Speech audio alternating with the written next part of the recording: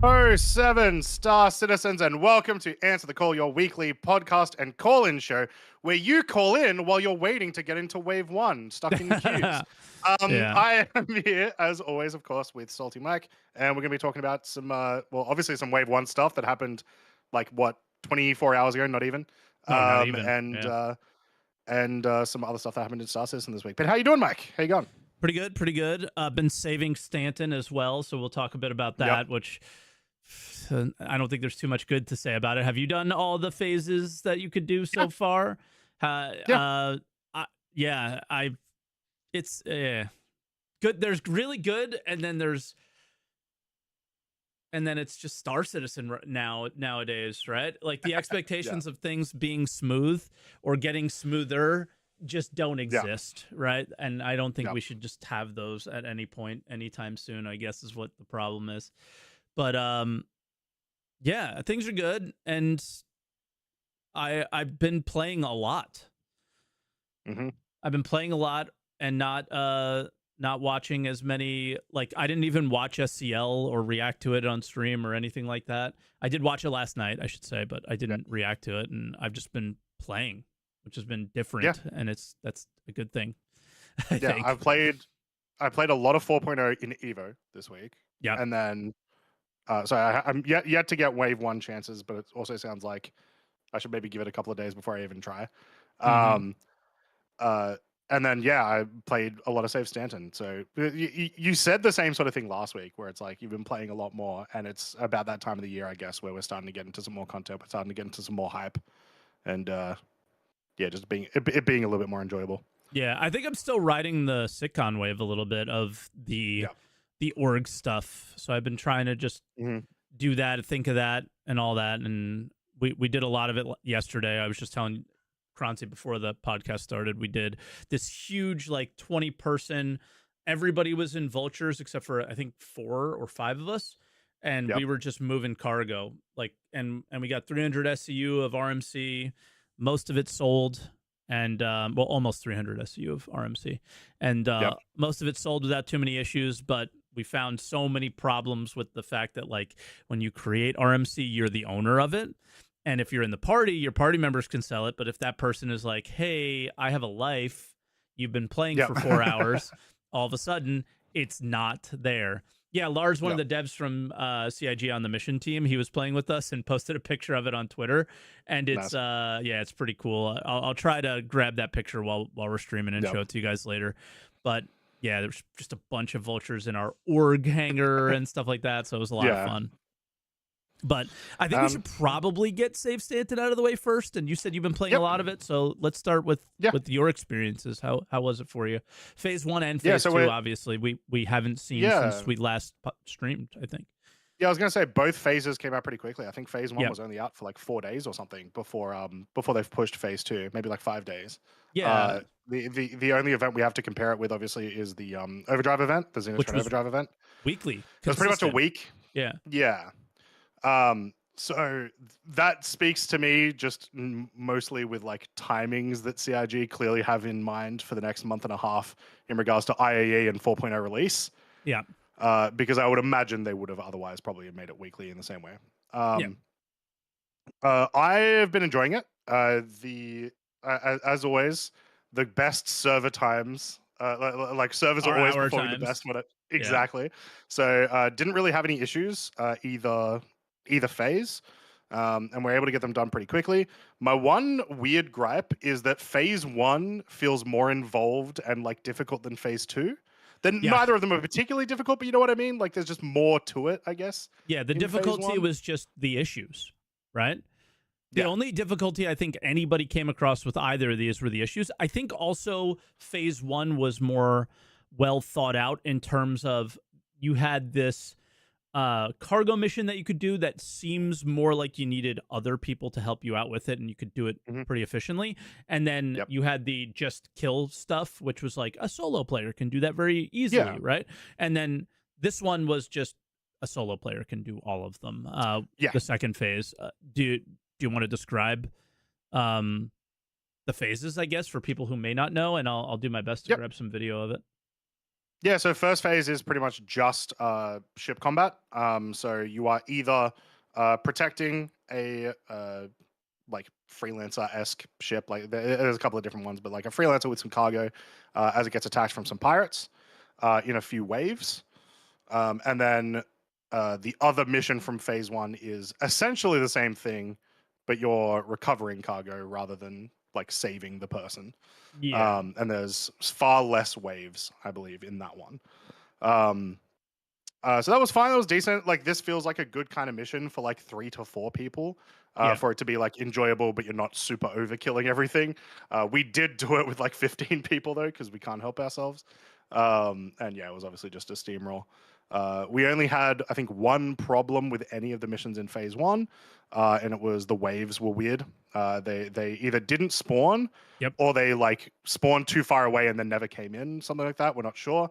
But then the either way, it mission just would made just it so we fail could while not- you sat there, right? Was that happening to you? No, like no, our that guy never would happened just to us. die. And yeah, the Ah. video's choppy. Dang, I thought we were gonna be okay, and I failed and everything. Yeah. The video's choppy not yeah. because the stream or the actual video was choppy. The video's choppy Yeah, because it's on a hard drive NAS. That's where you're reading it from. Yeah. So I would have to move it over to my regular hard drives for it to work smoother. Sad. Yeah, I didn't encounter that problem. Like I said, yeah, it was the only problem I had was just like us sitting there for like 20 minutes and then just it not advancing, and that only happened once out of all the missions we did. So Wow, you're lucky. Not sure what happened. Yeah, maybe Yeah. Australian servers or something like that, just better. Even timing plus the servers you're on, because man, was it a struggle for me to get them done. Like it got to the point where I was like, I hate them and I just want them to be done. It was just very annoying. Like you were like, okay, these are pretty easy. Couple hours, I'm done. Easy. It was not a couple hours because it was. I think it was a 50% fail rate on phase 2, and I think I was close to that on phase 1. Yeah, just unlucky. Yep. U.S. servers, maybe EU servers, something like that. But our assist, the assist one, which was the one that was like could be soloed. Yeah, same as you, just like wouldn't spawn things, and then eventually we're sitting there. There's nobody around, and the cargo hauler that you're assisting would just die. Like he would just start screaming and die. Yeah, and we're like, interesting. Yeah, so I think that was just a timer that like, all right, it's been too long, mission's over. But yeah, I've got to imagine there's some sort of protections in place for it to be like, look, something's messed up here. Let's just like kill it. You know. What's good is you don't. If you fail, you're not done. You just get to get up and try again. Yeah, there's no like reputation punishments or anything in here. So at the very least, you can keep trying. But obviously, the way that you're talking about it and the way that everyone in both YouTube and Twitch chat are talking about it right now, you were sounds lucky. like I was very lucky. Yeah. Yeah, you were. You were. It was really, really rough. And phase 2 was significantly worse for me. We finished phase 2 in an hour. Dude, yeah, you're super. It took me nearly 4. Yeah, wow. But I liked phase 2.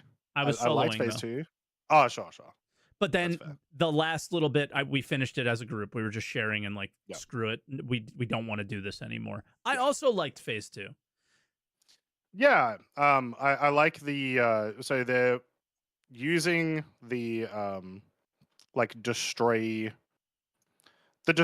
drug mission like type logic, like big type or whatever logic that they also use for like the blow up the big tanks and whatnot. They're using that for mission 2 for one of the versions in phase 2, which was pretty cool. So you just go in and you blow some stuff up. Feel good about that. There seemed like a reasonable amount of enemies, as well as we had some pretty decent AI at the time as well. So we actually did feel like we needed a bit more than like 2 or 3 people, just because. I mean, I got knocked down a few times. Definitely not skill based. I have a little bit of non-choppy footage right now. This is Diluthermex. Oh, it's choppy now, but just deal with it. It's Diluthermex, guys, which is the commodities from Xenothreat, but new boxes. So I'll just pause it so you guys can see the boxes, and they're explosive.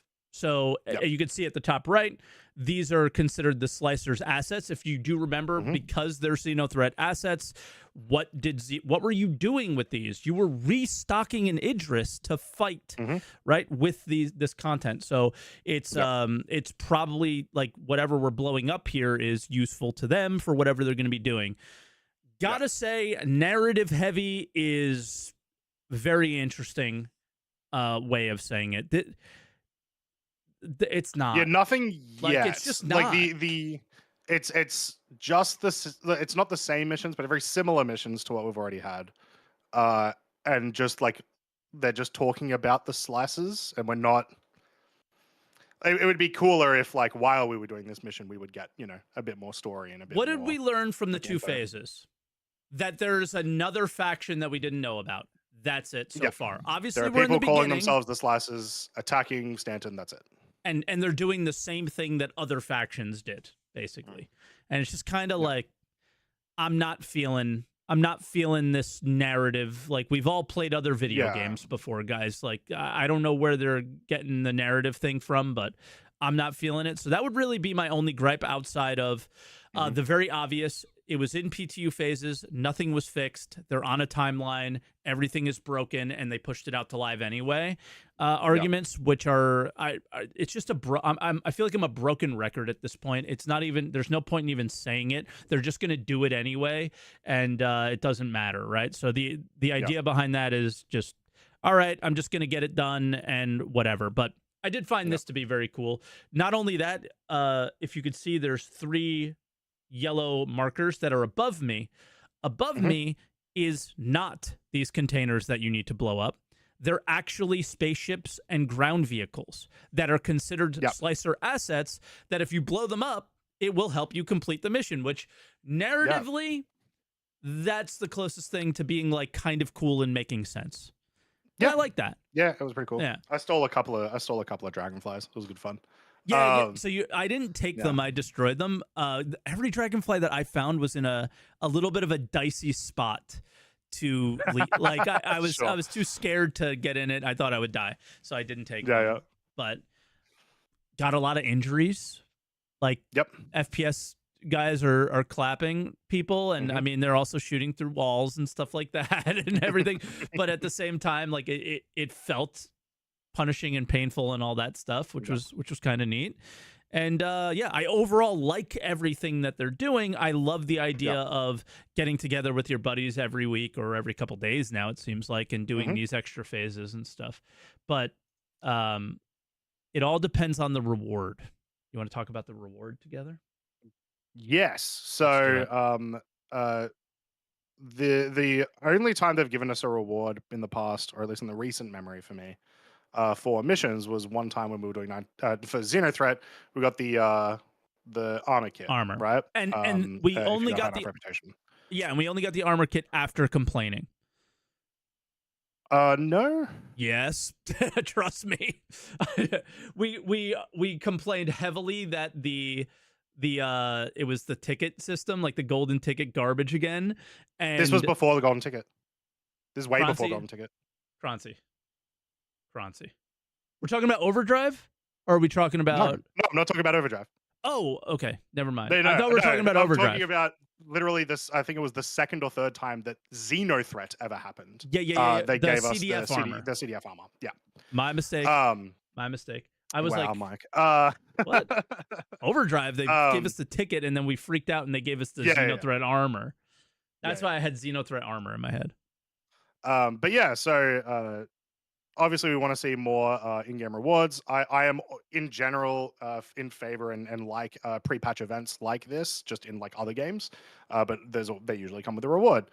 And we do have a reward. We've got 4 guns that I think most of us thought originally were just going to be skins. Turns out that is not the case. They are not just skins. Let me I need to zoom out a little bit so we can actually see them. Hold on. Yeah. Here are the guns so on the as a reward Stanton for page. So as a reward for completing all of the phases before 4.0 comes out, which you will have plenty of time if Overdrive was anything to go by. You'll get also 2 size 2 pyro lasers. You got some time, guys. You get 2 size 2 pyro laser repeaters and 2 size 3 pyro laser repeaters. As you can see in the image there, they essentially just look like attritions with like a bit of a like janky, like Rust. salvaged rust skin, which that makes sense for pyro. But then in the in the Woo. clarification on this Spectrum post, it's somewhere. There we go. Yep.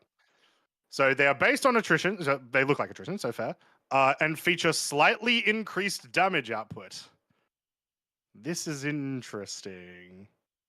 It's weird. Yeah. It's actually kind of weird. Yeah. Because they also said this is the only time this event will run. Sort of. Well, because the other thing that I was going to touch on is go for it. So they removed phase 3. Phase 3 is no longer in the in the thing. So you just skipped straight to phase 4. So that's phase 3 now. So the one with, I think it was like distribution centers. Was like they had to get rid of it. They had to get rid of that because it was just too balked, far too balked. As part of that, they said that like they will revisit these missions, but like it seemed more like they were talking about like the mission types rather than necessarily this, right? Like, yeah, Save Stanton will never run again because, like you're saying, this is very clearly a pre-patch 4.0 event. I have a little bit more information on this. While we were, I believe, I don't know for sure, so I'm not going to make any super claims, but I think I was world first to open the, world first in an Evo isn't world first. Let's be real here. World first on live would be world first, especially when there's PvP. But I opened the final loot room door. Got all the keys, all that stuff. I opened the door. It was cool. But the door, as soon as I walked through the door, I died. Right. Yep. And I'm pretty sure we were world first, Wanta, because they weren't working anyway. But we got the door open, and while I was doing that, one of the devs, I will not say which dev, instead of calling it Save Stanton, he called it WTP. Okay. So that was some internal term, and then every other dev in the chat was like, "What are you?" Started yelling at him, like leaking, like saying he was leaking. And I pretty quickly was like, "Welcome to Pyro." Seemed very clearly welcome to Pyro. So you're very much on the idea of. This is clearly a pre-patch event. They cannot run this event again. They're calling them the Pyro laser repeaters. But that doesn't mean that we can't get the Pyro laser repeaters in other ways, right? Yeah, that's where I'm at, right? So I am it's weird. I am in favor of skin rewards always for in-game stuff. I think that's cool and fun and people enjoy that. When you make it something that is objectively better than another item in game, I think genuinely just undecided. It's weird because it's like I am earning it in game. Awesome, hell yeah, let's go. But it's locked to your account, and it's locked to your account. You can't lose it. Exactly. All the stuff that we heard at CitizenCon with insurance and all that stuff. Yeah, it gets really muddy and weird. Yeah, so I have like wants for this basically, which I would love a couple of different things. One, I would love if you could find these the specific Pyro laser repeaters on ships in Pyro, and you can salvage them. I think would be awesome. Or as other rewards for kind of like exactly what you said with like contested zones or something, like other ways to earn them in game would be my preference. But I do think this is one of the better rewards they've ever released. Also, every single person saying like, "Oh, but attritions don't even work." They were working on the PTU, guys. Like it's fine. Bugs aside, like you got to assume that maybe that bug won't be there when 1.0 comes out. The discussion that we're having right now is like the release of the game. How does all this stuff affect the release of the game? And the reason we're having those kind of conversations right now is because they just talked about releasing the game at CitizenCon. Everything that they're doing now is to get to the point of releasing the game. So every conversation that we're going to have is around the fact that they're actually going to attempt to release the game. So they have to start doing things that make sense. not for an alpha anymore, but for a released game. So when they make decisions to sell or not to sell, I'm so used to them selling. When they make decisions to put things like this in the game, they have to recognize how it will affect the launch of the game and the will never wipe again and blah blah blah, that kind of stuff, right? And my guess is like you're saying, there will be some way to get these, whether they're looted on missions, whether they're in contested zones, whatever. They just got to make sure for them with UEC, whatever. Just as long as they're you can get them through another way at some point. Exactly. This when they're more powerful, it gets really dicey if they should be part of a timed event or not. If it was a skin, I would say go for it. If it had nothing that affected the power of another player, I'd be fine with it. But it gets a little bit weird when it's a timed power thing. Very weird, because then if you can never get it again, what if this ends up becoming the meta, right? And then like 5 people have it at 10 years from now. Exactly. Gets really weird. I thought they had a one very of my favorite cool. awards, love it. I mean, it's the first reward that is like this.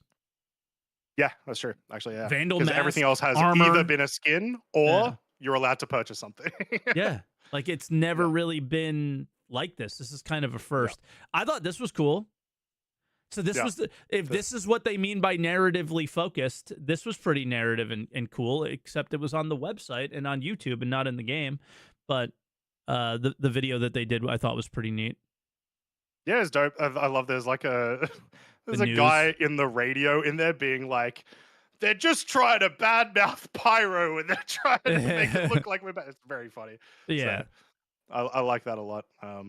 Yeah, I would love to see some more of this sort of stuff just pop in, like literally just pop in on TVs in the game. Like, cool, like, you know, the honestly, a regular Xeno threat that used to happen, right? Wait, you don't want to hear about Crusader everywhere you go? Orison, the city in the clouds. So yeah, I'd love to see some more of that in game. I also just don't think they had time to do a lot of the stuff. I don't 100% remember. I'd have to find the tweet, but I think Elliot said something about how he would have loved to get VA in there for a voice in there for the missions, but it just wasn't feasible. So yeah, they're on a tight time scale. It's like we got to get 4.0 out, we got to do this, we got to do that, and you know what? I'm okay with it, but at the same time, it doesn't mean that I'm going to be happy with what I'm playing. Right? It's It has not been fun at times, right? It's been pretty rough. But I will say don't hold off on playing Wave 1 4.0. I'll probably give it a chance about this time tomorrow. And see where it's at. Hopefully servers have stabilized a little bit. Maybe that's what we talk about next. So yeah, 4.0 Wave 1. As you could expect. So Wave 1 went, like I said, about 24 hours ago. Less than 24 hours ago, went to Wave 1. And then I imagine their subscriber numbers shot up to like over 50,000 or something. They made 300K yesterday. I thought those numbers don't go to the... Obviously, they must, because I don't know where else they would get 300K from yesterday. But I always thought that those numbers don't go to the funding stats. Maybe not. I don't know. I mean, they end up at the end of the year funding charts and stuff that they show, but I don't know. But there is a spike in the funding tracker. People are saying it's not on the funding tracker, but there is a spike in the funding tracker. So maybe it's just them all buying their ships once they got into 4.0. Maybe, but I don't know. There was definitely a spike though, which was interesting. So yeah, the we've been talking about for the last probably like 2 weeks that Evo has felt Wave 1 ready. I think we forgot just how many people would try to get into Wave 1, but it needed to happen like ASAP, right? They have to scale. Exactly. We weren't getting anywhere with Evo anymore. Every server I had, we had never reached the server cap. Not even close. I think the most people I'd seen was 100 when I was playing. Yeah, pretty much the same. And like we play at similar times, right? At off peak times. But I don't think they've ever had like 2 servers running. And what else? I mean, it was just they were kind of going through the bug list and working things out, but we have to get to the point where we could scale. So it's just you just need the people. Literally the whole point of this patch isn't Pyro, it's server meshing, and you need the numbers. So Do you think there's a world they come back down from 380 though? Feels like they're pretty solid on that number now. No, I think if anything, they go up over Okay. time.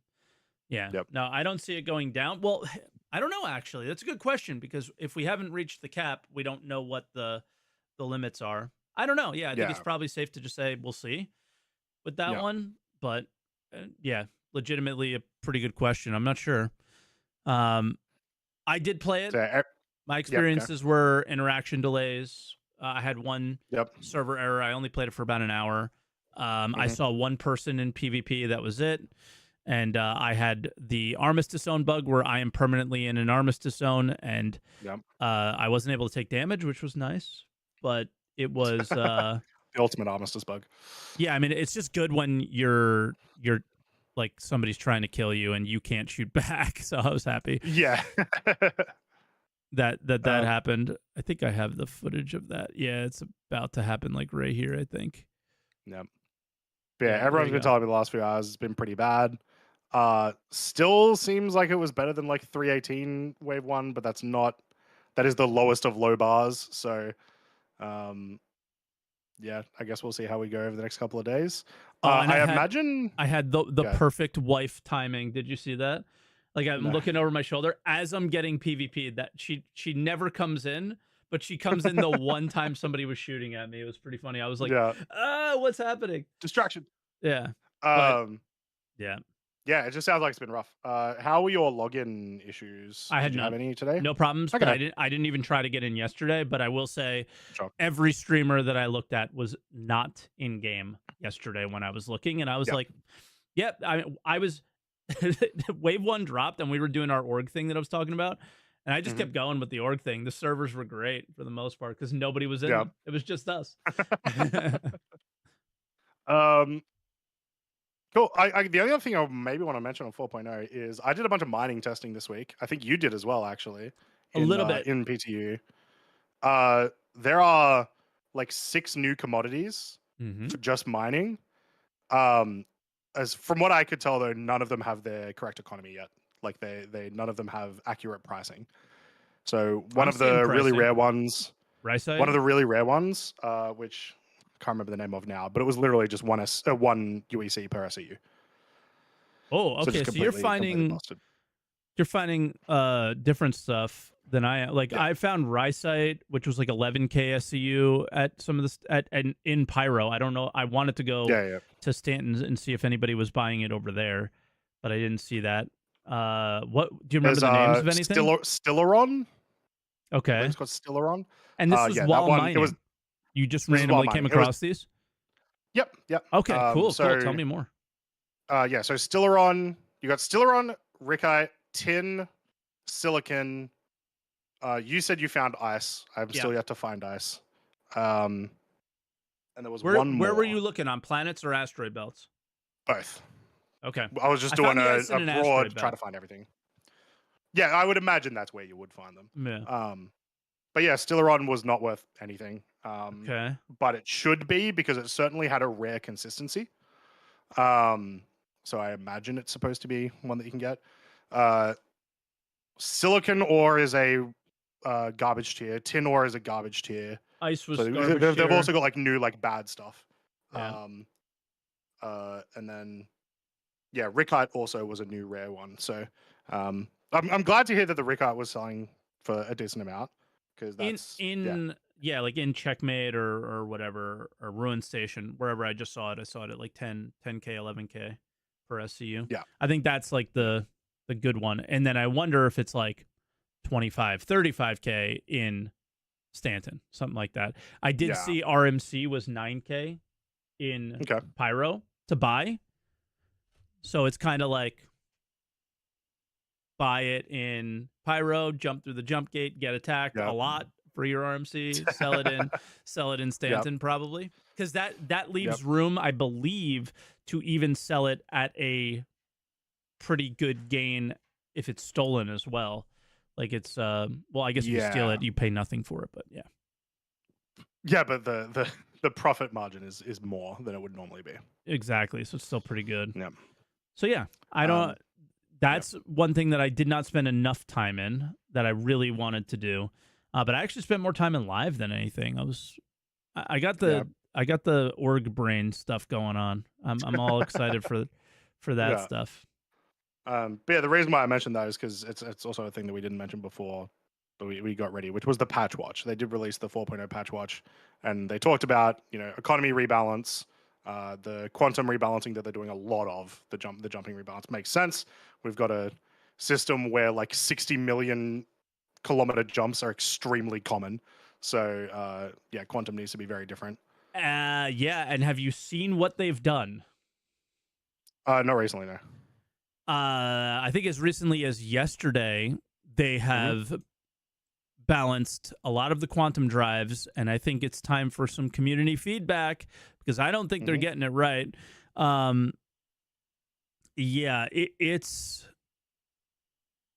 I'm just bringing up the post. So Hmm. starter ships have gone down to about half an SCU, Yep. and they cannot jump with the current drives the way they are. To be fair, Hmm. with the drives the way they are now, uh, from like Microtech to ArcCorp.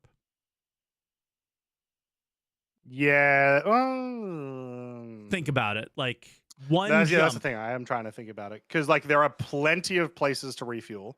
Refueling never works, but there are That's plenty the of places to that's refuel. my And argument. Is that yeah, you got the cart before the horse here a little bit. You can't I might be refuel okay with it if it's consistently at starters. stations even. Yeah, yeah. Right? Like, ooh, it's a little rough to do that. If you can't It consistently is. refuel, but they got it again, it's like one of these things where like they got to move the game forward, and Yeah, are we just going to suffer for it? I don't know. because that would also mean like, oh no, you'd probably be fine from Crusader to Turson. That's like 40 mil. Yeah, those are fine, but it's just one jump you can't even do two. And it's like, is Yeah, that really the direction you want to go with small ships? Maybe, but is that going to yeah, be fun? Like this is that crap that Jared always says, the realism over fun thing. yeah. And Because like it's weird. You got there's people who also don't play the game as consistently yeah, as we do making the decisions. So that's why I yeah, say that it's like feedback is really, really important here because we're the ones who play every day and we have to express to yeah. them that, hey, this doesn't right away, it doesn't sound right. Let's play it for a little while, see how it feels, and then tell them how it actually is, and they'll address it right away. But Hmm. yeah, the cutter Rambler is going to be your go-to Pyro starter ship because it's got If you're taking a 1.5 starter ship to SCU. Pyro, you are brave. Maybe, but 1.5 SCU of quantum fuel. There's a Reddit post Yeah, of a it's quite a guy lot. who went through all of the changes and showed some Okay, significant ones, and yeah, I'll definitely have to look at that. they have nerfed every single quantum fuel like ship capacity except for like one or two have Yep, gone up. So yep. everything is nerfed. Like you would have thought the way you were talking is you thought that they were going up, right? Because we're getting a bigger star system. They went the opposite. Yeah, because like, well, it depends on what you want to do. Do you want to incentivize people to just use the system, or do you want to force people to do the refueling gameplay? And that sounds like they're trying to do that, but that's just But like where notoriously bugged all the yeah, time. where refueling gameplay. So Yeah. yeah, that's the frustrating one is we've been dealing with that problem for 4 years, I feel like at this point. Mm. So, So we'll see. They yeah. they do that balancing, like they do this balancing on and off literally every PTU patch. So all these numbers could change, Yeah. We but just that got to give our feedback. is interesting. Yeah. Again, Um. there's even if the people that are making these decisions do play the game, there's no chance they Yep. play the game as much as you because they're working a lot, you know, Mhm. and the I can't imagine that they want to Also, play it they're very usually much working after on work. builds where most features are working because it's like locally hosted Yeah, server, like blah blah blah. exactly. So, just a Yeah. feedback thing and be respectful and be nice, and you'll probably get what you want out of it, and it'll be Yeah. fine. Uh, this So yeah, was the big also one, though. touched in there, missiles and bombs being expensive. Well, that Moab is like you can. 30K, but Yeah, that's the that's thing a that the that's a thing that's hefty chunk of missing change. for sure, but the thing that's missing there is the there's no update to claim timers or anything like that. So you still could get around Yeah. this, but yeah. Yeah. It's a So start, I guess. that'd be a bit of a problem. I guess it still would be slower for them to do that, just not by a ton. But So if you have 3 A2s, then now it's Mike's not. thinking. Yeah. So there are ways yeah. around being like an annoying person, I guess. But other than that, it's a good start, and we know that they want to address the claim timers at some point. So Yeah. I don't really have too many issues with it. Yep. One thing at a time. Now you mentioned starter ships. Should we head to what was essentially the drama of the week, with us seeing all the new ships that are coming at IAE? Yeah, because I don't think there's anything else here. Oh, I guess the one thing that we should mention before we move on, though, Yep. is the final thing is, I think this is pretty obvious, but just in case people aren't aware, and I also don't think this is going to happen, but their intentions are to wipe less after 4.0. So the expectation is there will definitely be a wipe in 4.0. I don't know who thinks there wouldn't be.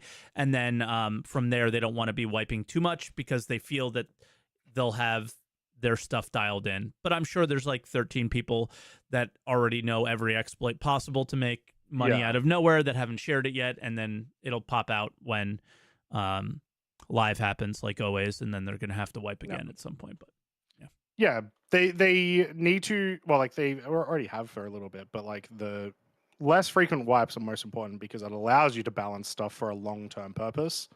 Whereas if you're wiping once every 6 months or whatever, then the game economy is just completely different. So hopefully less exploits more and more often, or ways for them to revert those sort of issues without a wipe. But yeah, I imagine we'll see a lot of exploits, specifically in 4.0. yeah, it is what it is. Like they're just pretending like they're going to be able to do that, and I think it's pretty realistic that they probably won't be able to. Yeah. But yeah, want to talk about some new ships then? Yeah. So what do you want to start with? Obviously we already knew about the Polaris and the Starlancer.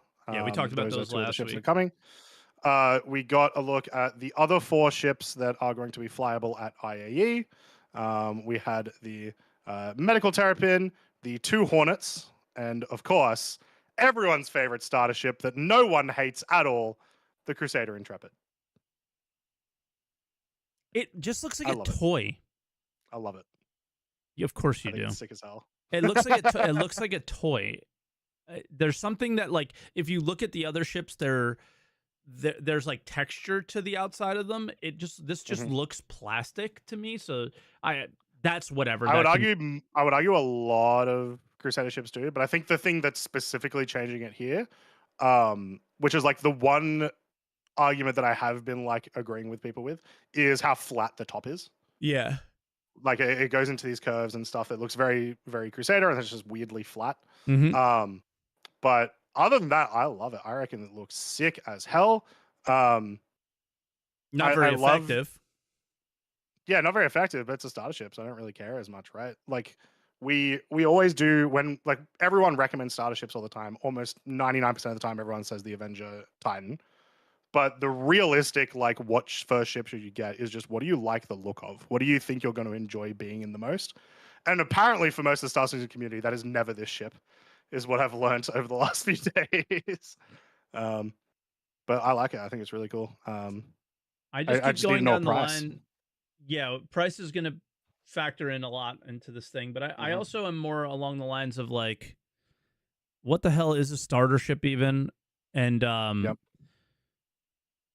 yeah, like we're so far off what normal video games do, which is like, here's $70, you jump in game, you go through the tutorial, and then they lay like 5 ships out in front of you and say, kind of, what path do you want to start with here? And when I see this ship, this path there is no path this one looks like it's going down, really. Not good at combat. It does have the biggest quantum fuel capacity that I've seen. It's got 1.5 SCU versus the other ones having half an SCU. So that's interesting there. Maybe that's the route they want to go with this for now. I do like it. It does have more SCU than a lot of the ships, but in a very weird split way. So yeah, I don't know Which I will say, where I do love that they're using more of the like interesting cargo elevators. elevators. Yeah, Yeah. that we saw with the Star Lantern and stuff. So that's cool. They screwed this up a little bit though. I would say feedback wise, if they literally raised the ship by half a meter, then Hmm. interacting with these would be 10 times easier right now. Yep. Yep. Other than that, I do really like them, and Hmm. I like the interior of the ship as well. Right, I think Yep. it just feels like a little home. I always like ships that do that, but I just My keep favorite looking at take was starters, and it's like, what's the point? What is how does this make it make sense? It my doesn't make favorite take sense. that I heard about this was that it's clearly not a Crusader ship. There's not enough useless doors. Every door in the interior has a purpose. Yeah. Um, I think it makes sense from a starter ship perspective of it's going to get you into the game. It's going to let you do most basic level missions and start earning some money. It also has the advantage that some starters don't have, but has been a lot more common recently of having a living in interior, right? Mhm. But they seem to be doing that all the time now. Like the Sulan had a live in interior and stuff. Yeah, I think that Um, they've figured out what a starter ship is from that perspective. Like it must have an yeah, interior, it must have a bed. yeah, Uh Aurora and Mustang are kind of feeling weird now, right? And yeah, don't fit. yeah. Um, so yeah, from that perspective, I like a lot. Obviously, there was a lot of drama with the size 3 Now it's a gun size and it 4. being super undergunned. It is now a size 4, which brings it a lot closer into the firepower of a lot of the other starter ships. I struggled to Um, kill yeah, 2 prospectors today in a via VHRT with the ship. prospectors, I believe, are overtuned at the moment. To be fair, Yeah, I think they might um, have like they've invincible got like spots or weight. whatever. Yeah, yeah, but still, yeah. The I did a couple of VLRTs with it, no problem for the most part. Just took a while, but the ship was nimble enough to not just blow up on the spot, and I was able to complete the mission. So it is one of the better bunker busting ones as well because it's got a nice little armory inside it. Um, so if that's like the route that you want to go around, it might be okay. But realistically, I think you can fit a pulse yeah, inside the cargo bays as well. you can. I think you have to tractor beam it though. I don't know if you can fly it in. Hmm. But Um, still, for bunker busting, that's yeah, another plus for it. You can yeah. probably put it in through the door as well there. Probably the pulse is extremely tiny. Yeah. Um, A lot of people are but yeah, saying size yeah, 5 like gun like it should be a size 5 gun. Guys, it still has less surely that's too much. firepower than no, it's definitely not. It has less A size firepower 5? than like a Titan or other ships that people are comparing it to. So I don't Oh, sure, know. yeah. Yeah. That's the thing. Yeah, if it's the same price as a Titan, then I would essentially never recommend this unless people like it's just like a A you know visual you thing. want to enjoy the ship that you start with, but if it's a little bit on the cheaper side, I reckon I could get around to recommending it. I'm not going to pick it up myself. Um, I don't even know if I'll buy it in game because it's Yeah. a starter ship. But I will say this would have been the starter ship I would have bought 4 years ago. Somebody just said it's a Nomad competitor in Twitch chat. How? No, it is not. It is not even Not close. remotely. Yeah, if The it's Nomad has what, $90, then 12 SCU of cargo no, or yeah, 16 or something? Yeah, Nomad has no, it has 24. that's right. Yeah, yeah, Yeah. not remotely a Nomad. Yeah, It's not even close, man. It's 3 times the cargo, 3 times the weapons. And yeah. No. Just no. Stop it. yeah, Get some help.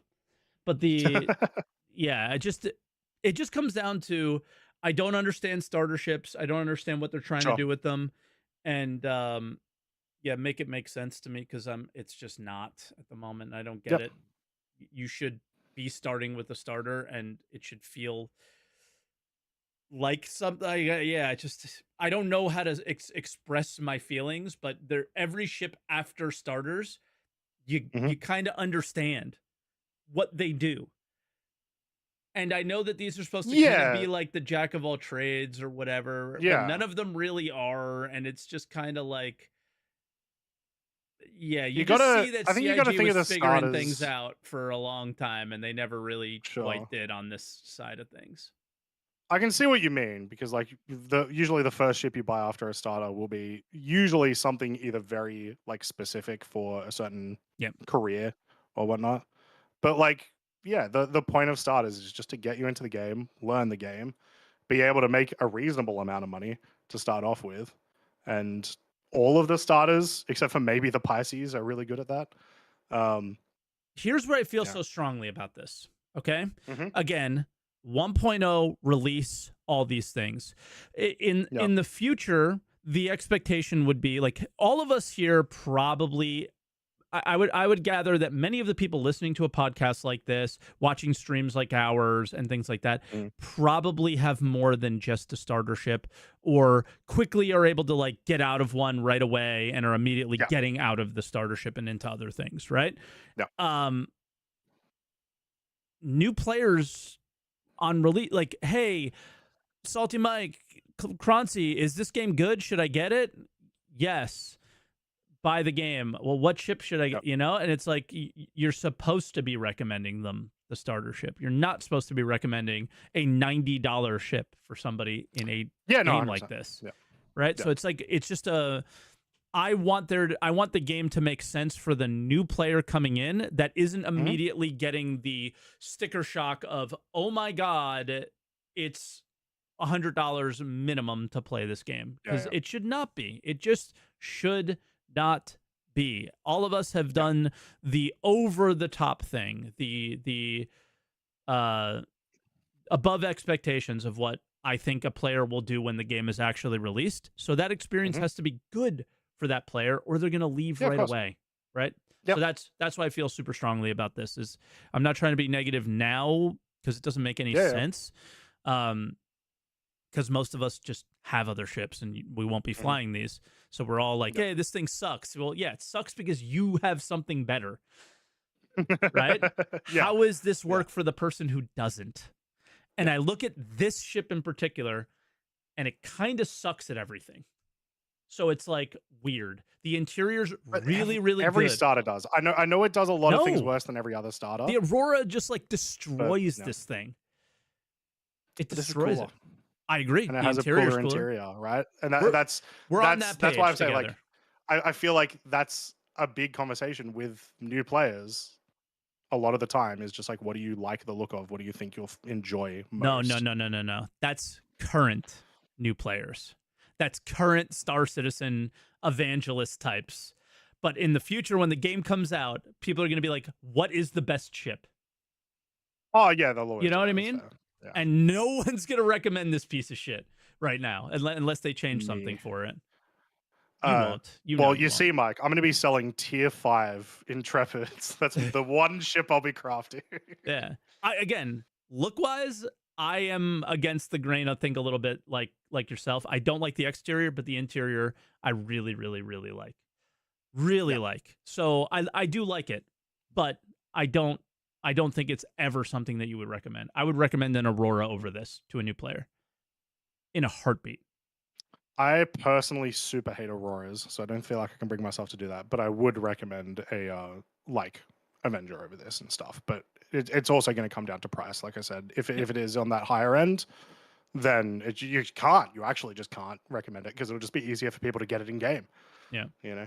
Anyone saying that the Aurora is horrible doesn't use it. So it's got pretty good health and it's got pretty good DPS. I'm with everyone. Aurora's trash. Mike's wrong. You might think it's ugly. That's fine, right? But again, I'm recommending it. It's got bad vibes, Mike, and that's what it's all about when it comes down to it. It's got good HUD layout and stuff, but it does come down to why I'm recommending it to the player is because they will be able to participate in more content that way. The only thing that they're missing out is cargo gameplay, and I think the cargo gameplay would turn a lot of people off from the game if they tried to experience it early on. So I think that's totally fine. So cool. All right, let's move on from that one. Medical Terrapin. This is the one that will sell a lot. I imagine this is going to be one of the. Why do you feel that way? I don't know. It's just a big popular. It's just popular. It's just people have been begging for this thing for a while, right? Exactly. Yeah. So, the Terrapin's useful now. At least one of the variants. Medbeds are just becoming more increasingly useful with the amount of injuries we get. Yep. Yeah, it's cool. So it's just a variant, although saying just a variant probably like diminishes it a lot. The interior is obviously completely different. Hmm. The one thing I really like is the panel for the medbed actually comes out of the roof and like folds out, which is very cool. Oh, sick! I never even Um, saw that. I don't think. yeah, so it looks nice and cool. The emergency lights on this are dope. These are not the emergency lights. There's more No, fancy I lights get to it that pop up. But eventually. yeah, I don't know when. I couldn't yeah, find yeah. them for a while. Yep. So they're quite cool. Love the like even just like stuff like the shade of red is really nice and it looks Hmm. good. Yeah, it's the Terrapin. I think of one reason as well why like Oh, did you people see really want the this? The Terrapin medical. It has some like protector that only covers the top of your head or something. Yeah, Is yeah, it? yeah. Yeah. It's got a lot of like armor plates that move around quite a bit over the top of it. Um, but yeah, I think the real reason everyone wants this is it's basically the trauma team stuff from Cyberpunk. It's pretty much like just dead on looks like that, feels like that. And it's kind of cool. I don't know why you would ever use this over a Cutlass Red, other than it looks cool. Um, I don't think the Cutlass Red yeah, works. That's why it for right does. now. It does. Okay, yeah, I heard some news that it doesn't at the moment, but like the right now thing, I do think that there was a patch that came out last night that fixed some issues with Hmm. the screens, and I think that's not what was not working on that one. Yep. People are Also, talking about yeah, chat tiers of making a good point. beds Yeah, as well, but that actually you can just isn't. backspace. Yeah, that's what I was about to say. It's not even a good point. Yeah, Every ship is a tier 1 bed. yeah. Every ship Just is the highest some tier are bed. tier ones, but in a roundabout way. Yeah. You put Yeah, all your stuff into the inventory of the ship and you hit backspace. You have yeah, now completely healed every injury. yeah. And guess what? Your food and water is full as well. It Hmm.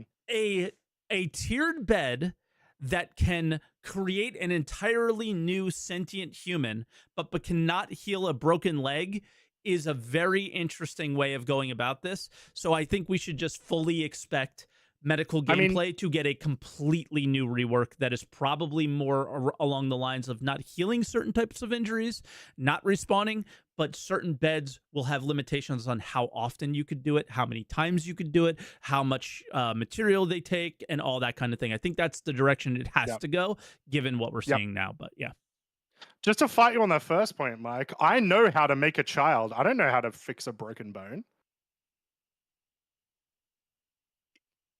It makes sense. It's all good. I There's some just weird stuff happening in the medbed. how many people just Um, had to have that visual in their head?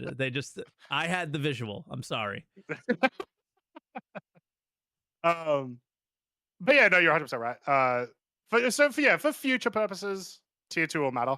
Um, Yeah, in the but future. for In the now, yeah, future. Yeah. for now, it's fine. I think they did a really good job with it. It is exactly what I would want out of a medical terrapin. Although I was kind of surprised they only went for one bed. It feels like it's big enough for two. Yeah. The internal space of the terrapin. So, But I feel like um, if they put two, it yeah, kills the Cutlass Red, and they didn't want to do that because they want every ship that's to fair. feel like it has value, and they didn't want to take that from the Red, would be my guess. Even though the Red is tier 3 beds and not tier Yeah, 2, correct? I think. But yep, yeah. You want to move on that's to the fair. Hornets? Yeah. They're So the kind Hornets are of pretty cool. It's just yeah, like this one hated the people are pissed original. about. I hated the original aesthetics of the Hornets when they came out with the Mark IIs. Thought they looked a lot cooler. These ones, same thing. They look a lot cooler than the old ones. They are upsized weapons. Yep, they're military ships. You Yep. know. The stealth on the stealthy one, I think you can get down to like 3 or 4K. So stealth is Okay. becoming very meta in the game right now. So this might Hmm. be something that you want to think about melting for or something like that, just if you're into PvP. Yep. But I don't actually know. Um, and yeah, so it just comes down to stuff that I'm not aware of because I'm not doing any PvP at the moment because just Yep. master modes and all that stuff.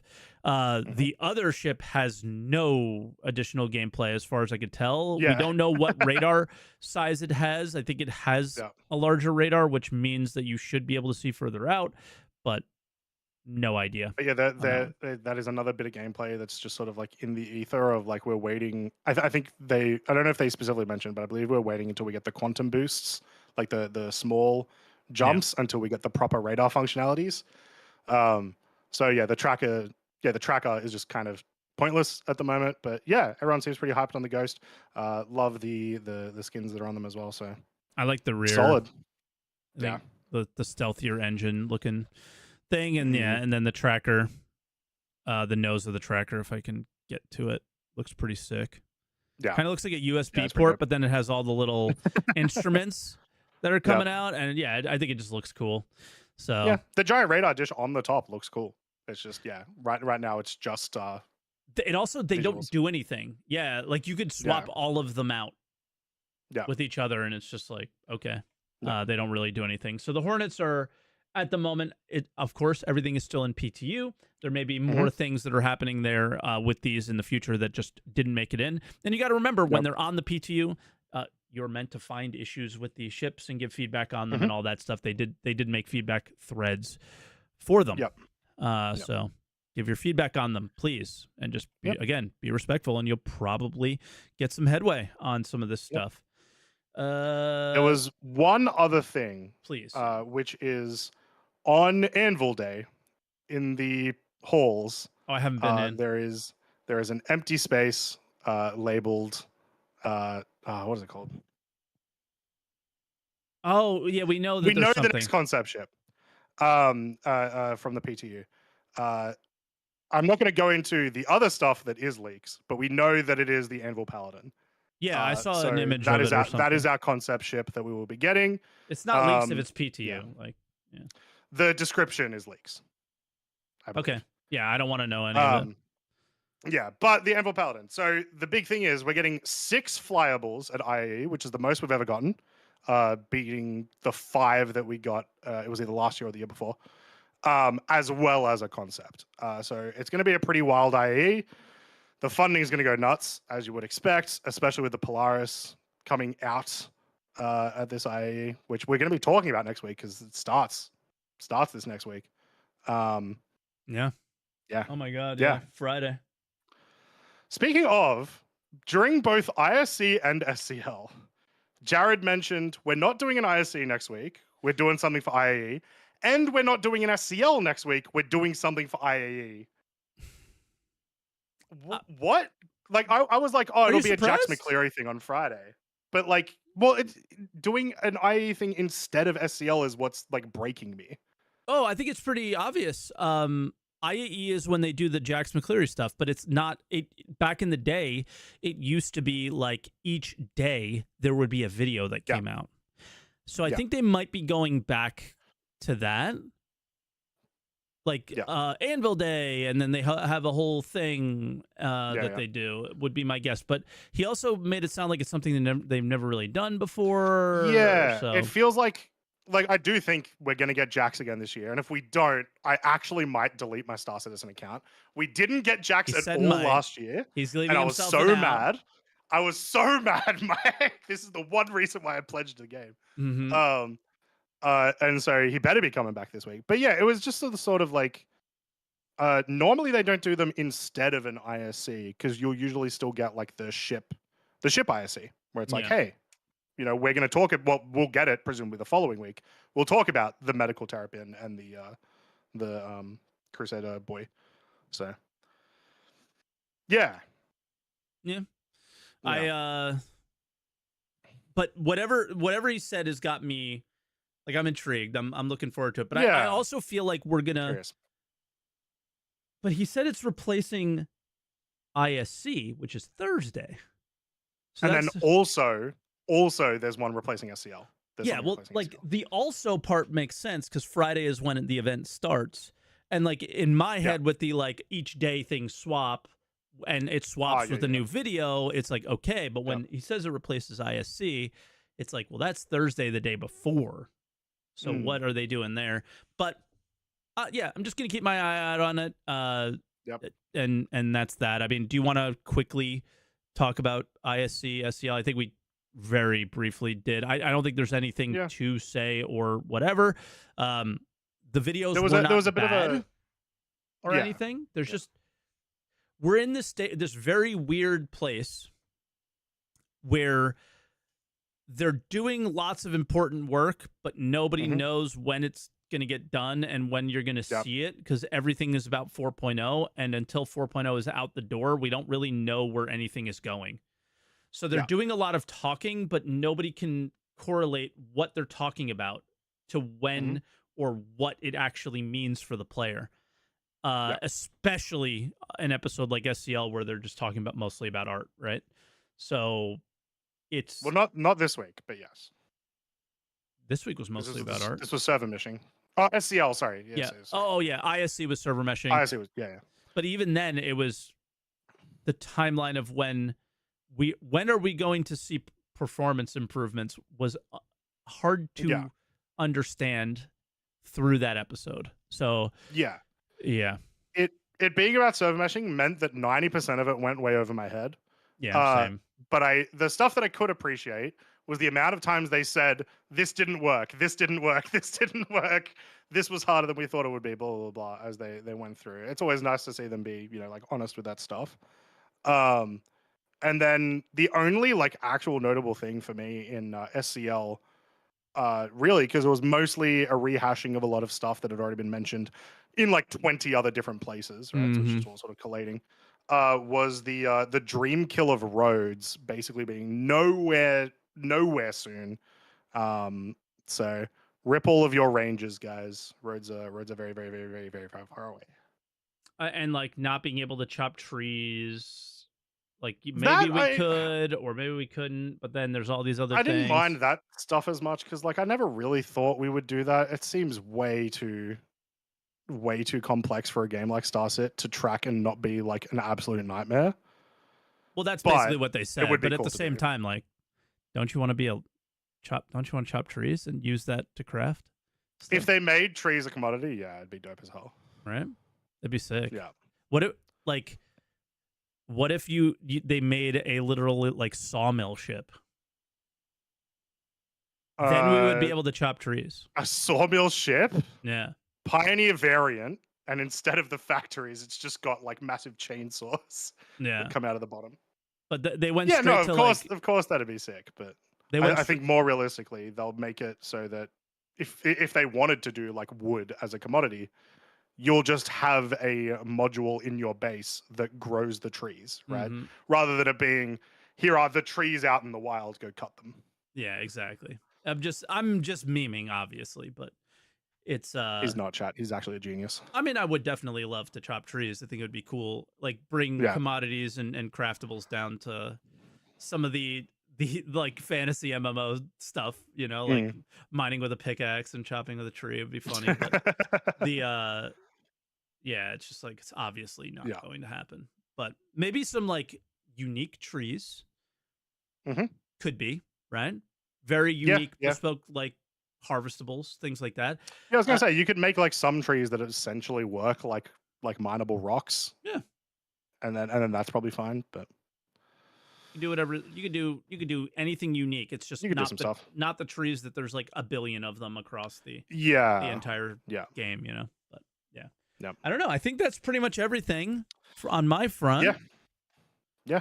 Obviously, if we missed anything, and you guys want to talk about it from this week, please do. We still have one spot left in our calls waiting. So !podcast on Twitch. Follow the link, go into the green room, or if you're over on YouTube, in the description or pinned at the top.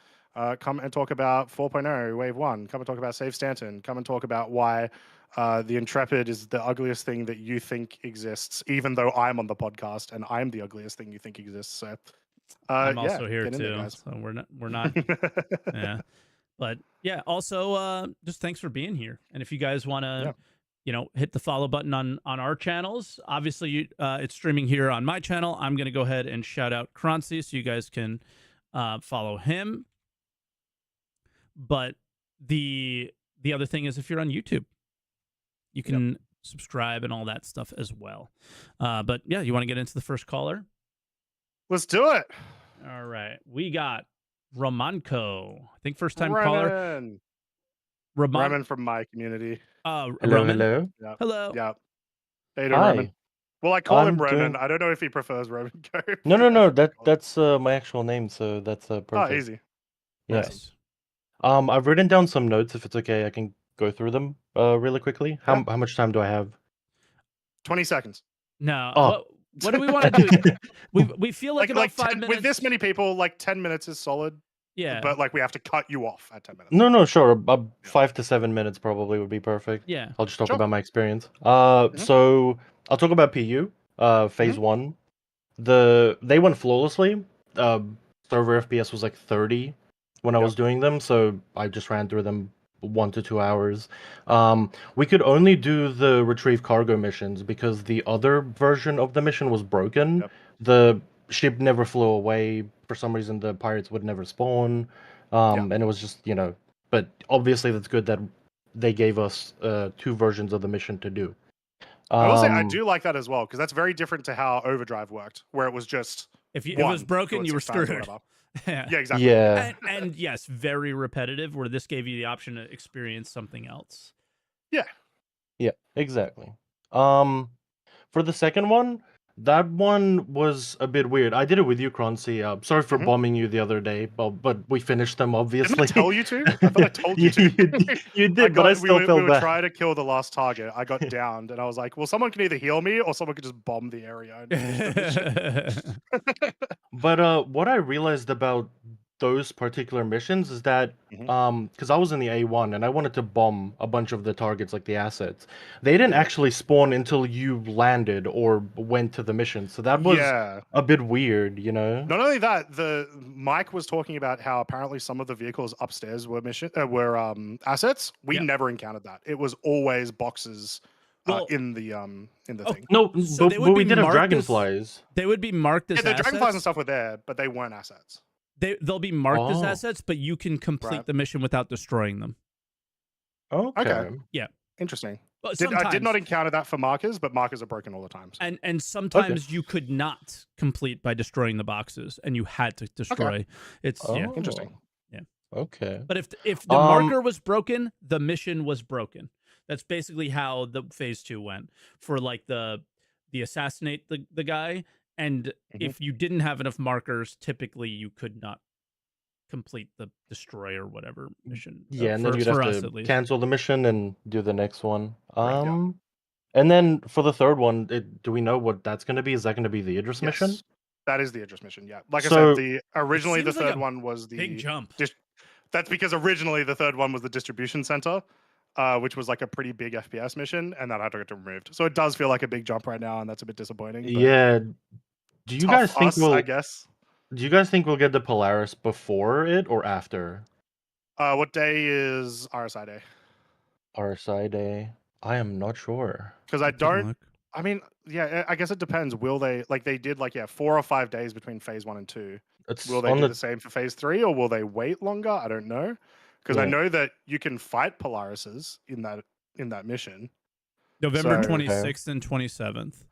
That's pretty late. So I think it'll be before the Polaris comes out then. Okay, but so it'll be an interesting as always, thing to do. You can do all the missions before 4.0. So yeah. And then I'll talk about Wave 1 4.0. So I actually got into it. I forgot that I was a subscriber. I had the $10 pledge. So that was pretty cool. I downloaded it today, and it ran pretty well for me the first 3 hours. I got out there. I spawned into the Polaris, spawned it out of the hangar, flew out. I spawned at Orison, and everything worked fine. I went through the jump point, and honestly, I was just doing the jump point. I went from Stanton to Pyro, then Pyro to Stanton, because it's cool. I was watching you guys do it, and it was fun. Yeah, this is going to be most people's first jump. Yeah. And I was basically just doing that for 2 hours, trying to figure all of that stuff out, and it was fun. And then the problem started. So the constant server every 5 minutes, having to erase your character from the EPTU, and it's just just a general mess. But it was really fun to see when you got up to the Stanton gate, even though it was broken, there's 40 or 50 people just sitting there, just watching this gate constantly just bug closed. It's a very weird thing to see in this video game specifically, because you'd think people would leave, but they're still sitting there and just watching it. It's I don't know, it's just interesting for me. But one thing I do want to ask, the difference between Evocati and EPTU, what are the rules for Evocati? Can you guys talk about that? You can't PvP, that's the main one. So the whole contested zone thing we've never been able to truly experience it. And like right away, I was like, this is broke. Like the moment I was able to be PvP, the second an elevator door opened, like it's Camp City already. Yeah. So yeah, I'm like, geez, 'Cause this is gonna be a mess. The one thing I wrote down was managing the data specifically for the PvP aspect of the game, because Evocati didn't let you do that. I Correct. think we're gonna encounter a lot more issues with people mass PvPing out in space, doing all of that, and obviously, yeah, we're gonna get feedback. I want to but point out, that's I don't gonna think be the mass broken part. PvP in Pyro is an issue, but I Yeah, do or think even a there's word, going a to phrase that be should be issues. uttered. Mass Yeah, I think PvP there is will- not a thing. Yeah. Exactly. I think there will be issues because we haven't had it before, that have never appeared before, that Yeah. CIG will have to mess around with. Yeah. If you're Okay, if you're okay. shooting at ships at stations, if you're killing people in Pyro, like it's okay.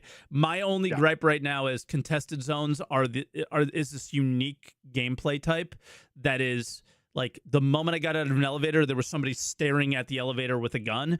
We should probably address that. That's all I'm saying. Yeah, that's a balancing issue, right? And that's Exactly. that's the sort of stuff that we're gonna find. Yeah. Yeah. And then I guess I'll leave on just talking about 4.0 and like what we have Mhm. To come for the future. So you guys were talking about like the quantum travel changes and the bomb changes and all that type of stuff. I don't know where I heard it from, but I honestly think coming towards 1.0 and like having all the systems in place, like I feel like a MOA bomb should be like 500,000 to a million each. Because if you think about it, you're destroying like millions of dollars worth of assets in the game. So yeah, but obviously we're not there yet. But what's the I was actual gonna say value of it? I gave an interesting number that I don't think is correct because I'm seeing somebody say that it's 600K in the game. So I might have just misspoke on the number. Okay. Yeah. But even then, it's also going to heavily depend on like what other gameplay opportunities happen where bombs can be used. Yeah. You know, that stuff's going to get balanced a lot over the next few years. Over the last week, PDCs now recognize any bomb and shoot at it. So that kind of takes ships with PDCs. And any ship. I said it last week and it wasn't true, and then the next day it was true. Yeah. They started shooting at ships. Yeah. That's awesome. I brought it into Arena Commander. It didn't effectively kill any ships, but they were shooting at ships, kind of. I was gonna say I did try to finish one of the Stanton missions, just like in the PTU, with a Polaris and just sat there next to the guy that needed defending, and it almost worked. You could almost, hey guys, you can solo a Polaris almost. I'm just kind of curious in Jumptown how it'll play out with like A2 bombs, and I think it does it does bring a little balance to that experience that is a little bit weird, I think, for now. Is like people... but I still think people are going to be able to like low drop with an A2 bomb and sacrifice themselves just to get the clear out an area, that kind of thing. But yeah, we're at the 7-minute mark, so 8-minute-ish. What else do you want to... We're at the 10 minutes. Nice. Probably nothing else. I mean, yeah, good to go. All right, bro. All right, awesome. Cheers, first Roman. time Hopefully call or no? again. Have a good one. Thank you for having me. Was it your first time calling or no? Yeah. I thought so. Yeah, Okay, cool. yeah. Welcome. It's first time. Hopefully we'll talk to you again soon. It was a good call, man. Yeah. Awesome. Thank you. All right, man. Have a good Cheers, one. Roman. Bye-bye. Catch up. All right, our next caller is Slandgen. Also, I think a first-time caller, unless it's Slandgen who's got a new account. I don't know. Slandgen, you're muted. Slandgen, you are Can you muted. hear us? Yeah, hello. Sorry, I had to mute Twitch first. All good. Welcome. Thank you. I've also put down some notes. I will try and keep it short as well. All of our callers are so prepared today. Loving this. Yes. Yeah, I watched the latest ISC, and I gotta say, I love that one. I've been wanting to see a lot more from the developer perspective, and like seeing that guy Jordan from the Manchester team being excited, that gave me a shit ton of hope, actually. Yep. It was super fun to see. There was one weird thing about the ISC, which is while they were very specifically talking about server meshing and just straight up server meshing, all of the player in-game footage was just jump points. It's like, I get why, but it's like, show all the footage of like, hundreds of people being in a room and stuff. Anyway, continue. Yeah, I think the way they cut it was a bit weird, but the Very. topics they had, I want to see a lot more of that. Like Mhm. even other similar things, like they take an IC ticket and they solve it, and they talk about which systems were affected and stuff. I think from like I'm a developer as well. I really liked it, and like I said, the excitement he had, I can feel the same thing when it's something like I see a place that I can improve. And I want to see how it does and like follow up on how it went. And it's just like with all this tech they're introducing, of course, there's been like always the second guessing in the back of the head, like, can they actually pull it off, sort of? And this was the first real. Oh, sorry, my kid is screaming in the background. This was the first real, like. He's really excited for IAE. Visual feedback from them. Yeah. No, I thought it was really good. It was I got really excited at the end when they were like, all right, we've done a lot of the things that we wanted to, and now we have the opportunity to go back and fix a lot of the stuff that has just been sitting there rotting, essentially. And because that's what we really need. And I know a lot of people are like, spaghetti code and all the, like, he just said we're going to take out things and replace them, right? And that's really, really what we need. So, Slandgen, you still there, or is your I'm still listening. trying to buy a Polaris? No, my son came in at the same time. It was a bit of an unfortunate timing. But yeah, and that leads me to 4.0. I got to test it last night as well when they went live. First time. I've never been in a tech preview, anything. I'm one of those who come back periodically as well and like enjoy the game once, twice, three times a year perhaps. Super fun. Made a jump to Pyro and back, and like you guys have been talking about in the streams, it was something else. I really enjoyed it. Yeah. Did you feel too long, too short? Did just right? Like, because again, this is the first time a lot of you guys did this. How right off the bat, what were your initial reactions outside of like visually? It's obviously very like wow, right? But yes, I mean, I only jumped twice. First time was more of a holy shit moment, so it didn't really register much actually. When it Second first time was more like, just whoa. Yeah. It's like a roller and I coaster. did it in the Star Lancer as well with the letterbox view. I was so pushed back, I was like, I'm not even gonna see where I'm going almost. But yeah, it actually went fine. Then took the Polaris back, also went fine. I enjoyed it. I think the length is good. I enjoyed like how it felt inside of it. I don't have any real feedback in terms of things I want them to change. I mean, there are some reports of the stuttering and stuff. I had that as well, but like I truly enjoyed it, actually. Yeah. Sweet. Cool. Did you do anything else? I've actually been I've been jumping a little bit back and forth in Stanton today. I'm in EU, and those server has been borked, so I've been on the US server. It's been kind of a struggle, but yeah, been around trying to jump between different servers, trying to do stuff I enjoy, like salvaging. Took the Vulture out for a spin, and yeah, Nice. Sweet. and it's like there's been some issues, of course. A lot of people have been negative about it. It's actually been running quite well for me, besides the server hiccups in the beginning when everyone tried to run to an ASAP terminal and shit. Like that was, of course, horrible. Yeah. But Yeah, I was gonna say, I it's feel been like fun. a lot of like client side performance bugs got fixed for the most part during Evo, and now it's just like a lot of server stuff, and then just regular bugs. You know, the good old falling through floors and stuff. Yeah. One thing that I thought of, and there's been, of course, rumors in different locations that like 4.0 testing in EVO has been suffering a bit based on the Polaris and the Star Lancer being in the PTU. What's your guys' thought on that thing? I mean, there's no way 30 Polarises sitting at the front of a jump gate doesn't somehow negatively affect someone's performance one way or the other.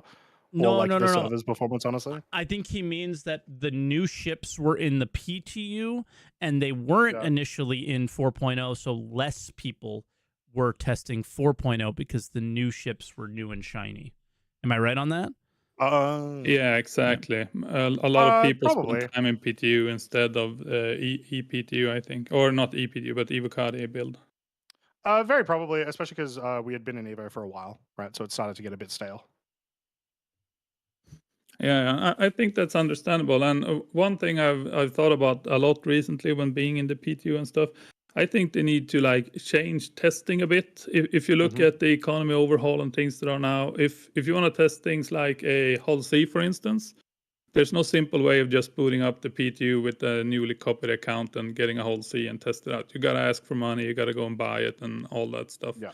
Would be a lot more pleasant experience to test things if it was like, I want to test this ship, give it to me, let me go and do my thing. Like I can add to reports and all that stuff. But yeah, I understand they want to keep it like a gaming experience still, sort of, but it feels like it's becoming a hassle almost to try certain things.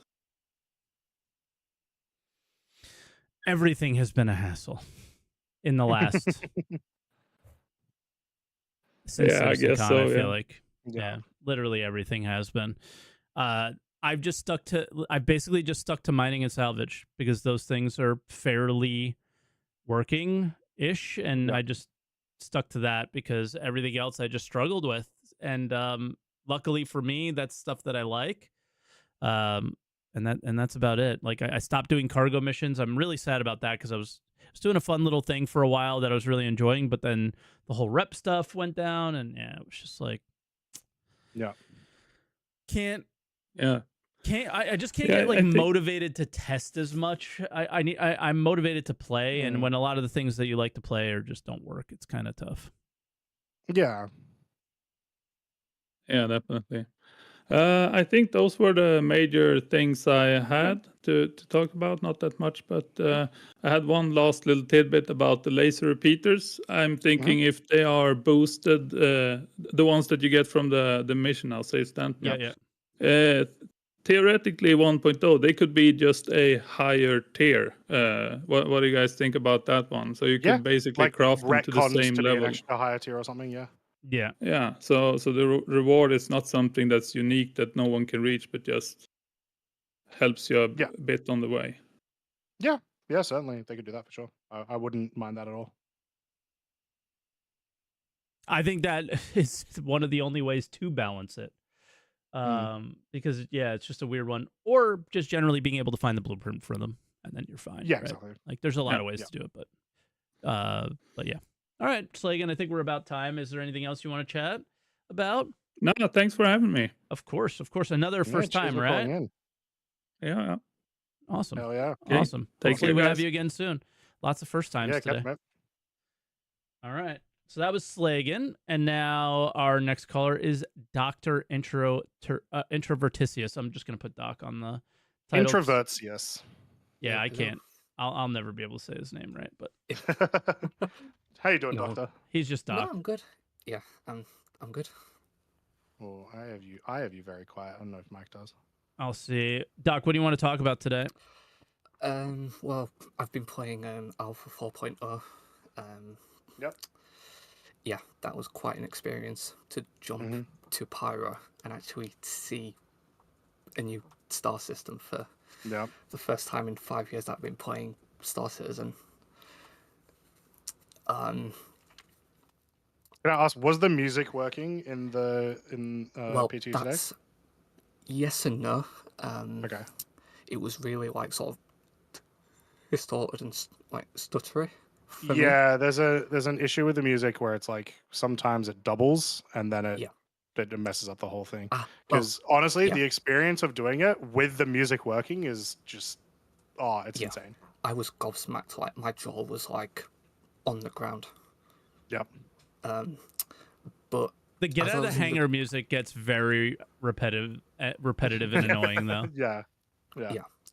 I was actually in the tunnel for the third time, I think. And I went past the tunnel wall almost. Yep.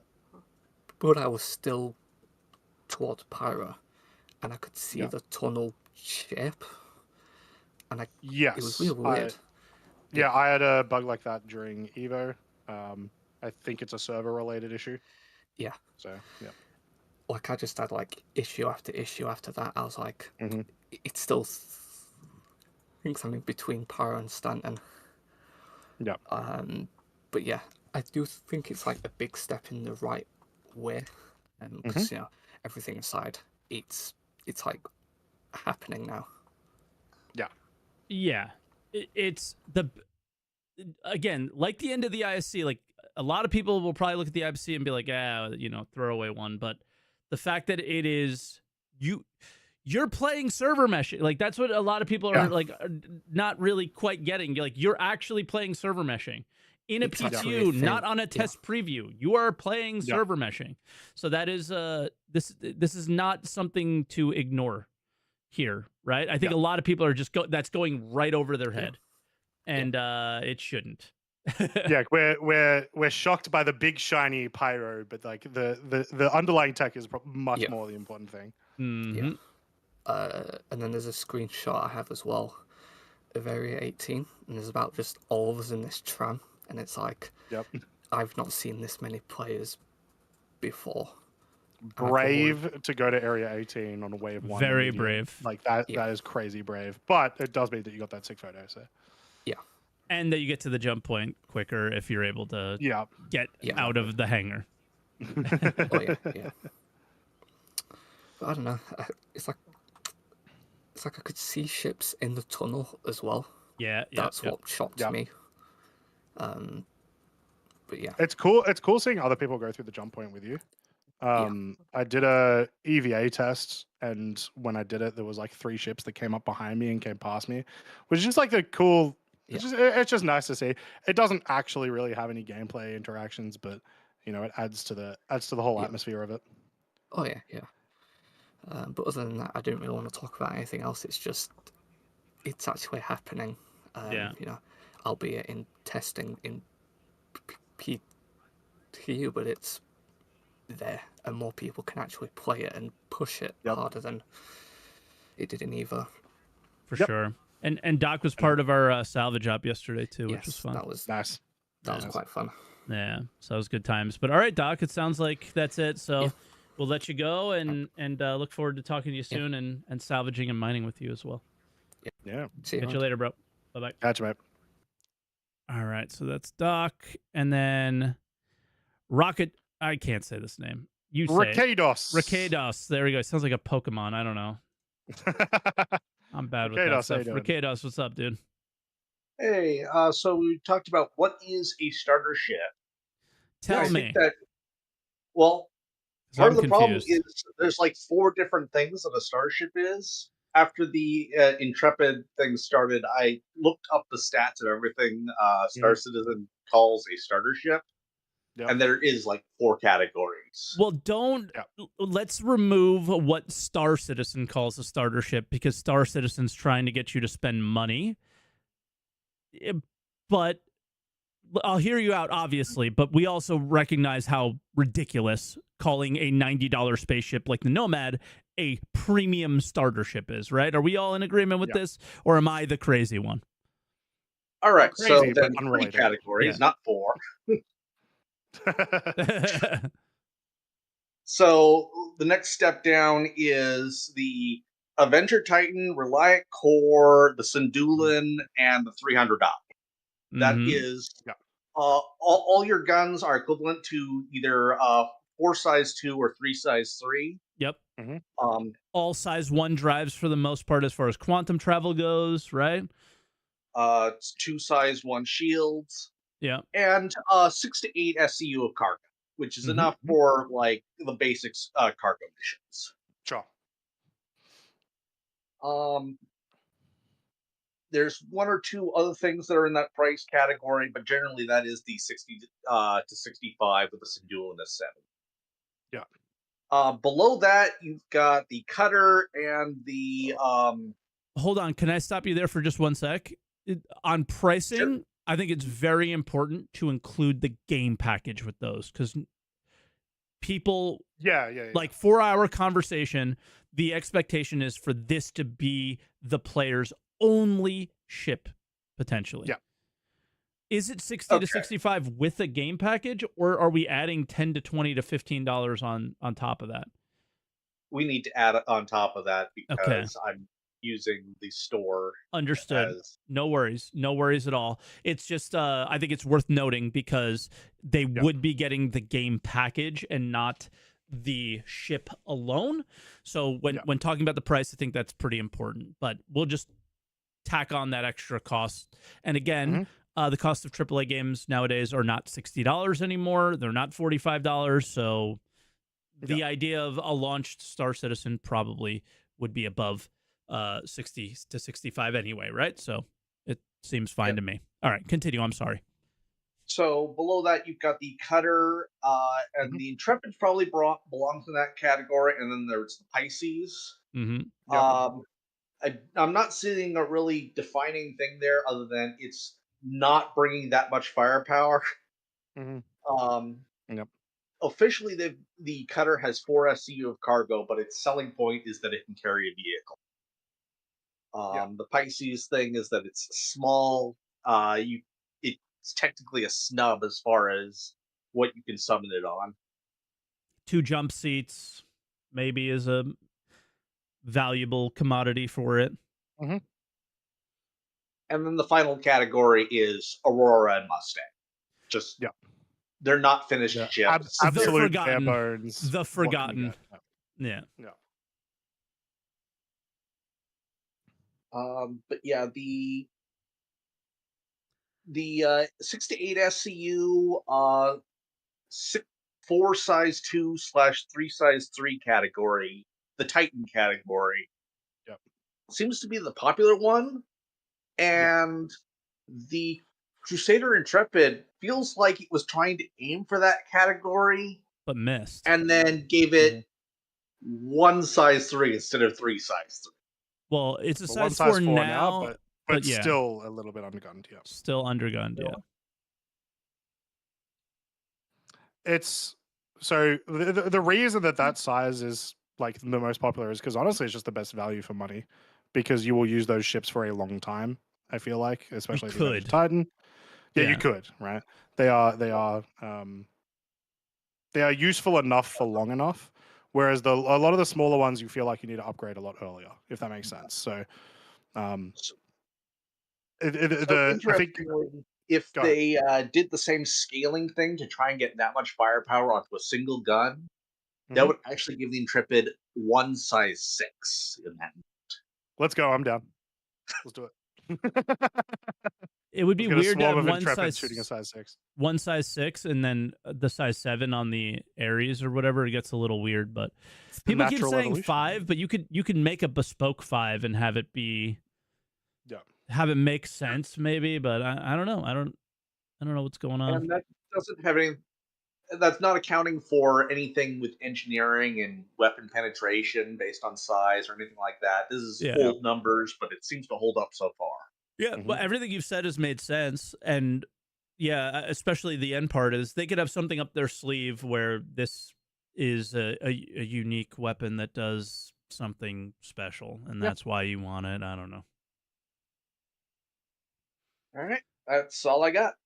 Well, yeah. Thanks for enlightening us about the. I think the 6 to 8 cargo thing is, like it kind of gives a nice, and the weapons and everything. Like it. Okay, we know where starter ships fall in the line. I'm just still trying to figure out what we would use them for, or how you would, from a gameplay perspective, how you would sell them to a new player. Like you want to use this one because you like this, or it's not like you're a DPS player or you're a healer, it's like we don't have these comparisons that we can make in other games. So it's just a very weird place right now where the other ships are just like that. Mining ships, salvage ships, cargo ships. So it just makes a lot more sense when they get more specialized. But all right, Rakaydos. There is other categories other than starters. So if you want to compare it to like the Cutlass class ships, those should not be called starters, just straight up. No, they are 2-man ships. Do not call them starters. Yeah, it's goofy, very very goofy. But they have game packages, of course. Yep. As a comparison between the starters and the Cutlass class ships, it's as far as it being worth 2 starters or whatever. I don't know. I don't know where I'm going with this. It's not. I think most ships are like with turrets and stuff like that are not worth the currently. Having somebody in the turret versus being in a second ship. But yeah. So all right. All right, bro. If there's nothing else for Rakaydos, we'll leave it there. Yeah, man. All right. Good call, and thanks for enlightening everything. We appreciate it. Thank you. Cheers, mate. Have a good one. All right. I am not singing it. But our next caller's name is Ocean Man. Ocean Man. Welcome. Oh shit, we just lost 1,000 subscribers. How are you doing, Ocean Man? You are currently muted. There we go. There he is. I'm doing good. Howdy. How you gentlemen doing? Pretty good. I got Not to too turn bad. you up. You're fine. I will turn you up, though, okay? Don't worry about yourself. It's very hot in this room. That's about it. So, the thing I wanted to talk about was how exciting the new Pyro repeaters are going to be. All right. What's exciting about them for you? So, if you ever notice in Star Citizen, there's not really a lot of build diversity. Like, you always see everyone doing the same thing because the meta's like only one thing can ever be good. Yeah. Now, have either of you ever played Elite Dangerous? A little bit. Not enough to even say I have, to be honest. Yeah. So in Elite Dangerous, there's these unique weapons that you can get through the faction engineering reputation. Or whatever. No, through the faction reputation. Okay. Yeah, sure. Yep. Like for example, there's like a normal missile launcher, which is just like one big missile, and the only way you can get the cluster missile, which is kind of like our rattlers, you got to level all the way up. Okay. Or there's like a scatter gun that does it all in a super focus point. So what I originally heard is that it wasn't going to be upscaled damage, but those repeaters were going to have upscaled alpha damage, which would be perfect for pirates because you want to scare people with the first few volleys and then get them to pull over. So but it's also a repeater, which isn't high alpha damage. So, yeah. But if the first shot on that repeater, like from cold, is one big shot, then it could be like that. And you're like, oh, every single shot from this repeater is going to be crazy when you get hit by it. So you could like scare people into pulling over and stuff. Yeah. But that's what I was, I'm hoping is that in order to get these weapons, you have to level up with a faction in Pyro. Besides just this. And then in the future, all the different factions are going to have sort of side grades of all the weapons. Yeah, this is exactly what CIG have been talking about recently with reputation rewards, crafting rewards being essentially that. Like we are now in a world where we're going to see upgraded items. This is the first one ever, I guess, right? Yeah. Except for maybe some of the, well, I guess it will be the first one, but some of the weapons that are in like the combat zones, the contestant zones, right? So, it's like it's an exciting world because we now get different things. Like, we're getting a little more variety. It'd be hard to argue against it, right? I see the Eve player in chat. Somebody said faction ammo tied to factions. Yeah. Faction ammo is a very big thing, I think, right? Yeah. And the only other thing I wanted to talk about was for the contested zones, if they added some sort of time limit to them, I would stop people camping at the elevators constantly. Like maybe the oxygen runs out in the station after a certain point, and then you gotta leave. That's not. I was like, what do you mean a time limit? But now when you say oxygen, it makes a lot more sense to me. Yeah, like have you ever played like Tarkov or something? Yeah. The raid. Yeah, but that's an unreal. Like Tarkov is not Star Citizen, and you can't do that. I also think it goes against what they want it to be. Like the way that they've talked about it is they do want it to be able to be farmed. Not camped, but like you can farm it. The thing that would need to change is I need to be able to get into the room, period. Yeah. And if someone's just standing there. If someone's just standing there at the first elevator, there's nothing I can do. So that stuff needs to happen. Even if it was just something as simple as like the armistice zone extends like 10 meters or something, right? Yeah. Like, I think there are things they can do. I also think I would prefer them to just be able to be farmed. If you are in a large enough group, and you have the endurance to stay there, continuing to do it for hours and hours, I want you to be rewarded, but I also want to come in and try to punish you because you've been doing it for so long. You've now got a horde of like loot as well there. It so also it's more incentivizing me to it fight also you, you know? balances the gameplay between the solo player and the large group. Is if a solo player finds some good camping spots and can catch that group that is very comfortable because they're in a group.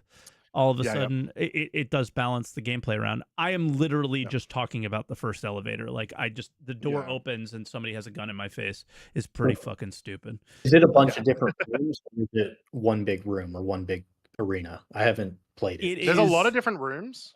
Hundreds of rooms with height and cover and I can go through a vent and find another room that looks into the larger room that everybody is in and shoot you from there, and you will never even think to look at where I am. There's it is a camper's and dream. It is going to be rat central, and guess what? There's rats running around it as well, like little rat boids. So there's a new creature there, but that's what it is. It's So instead of forcing people to leave, would you be more open to specific rooms will run out of oxygen just to keep people rotating around the area? I'm totally fine with that. It's just hazards, right? Hazards are always a sort of a cool aspect. Just make it so people aren't sitting at that entrance elevator, because that's going to be the best place to sit.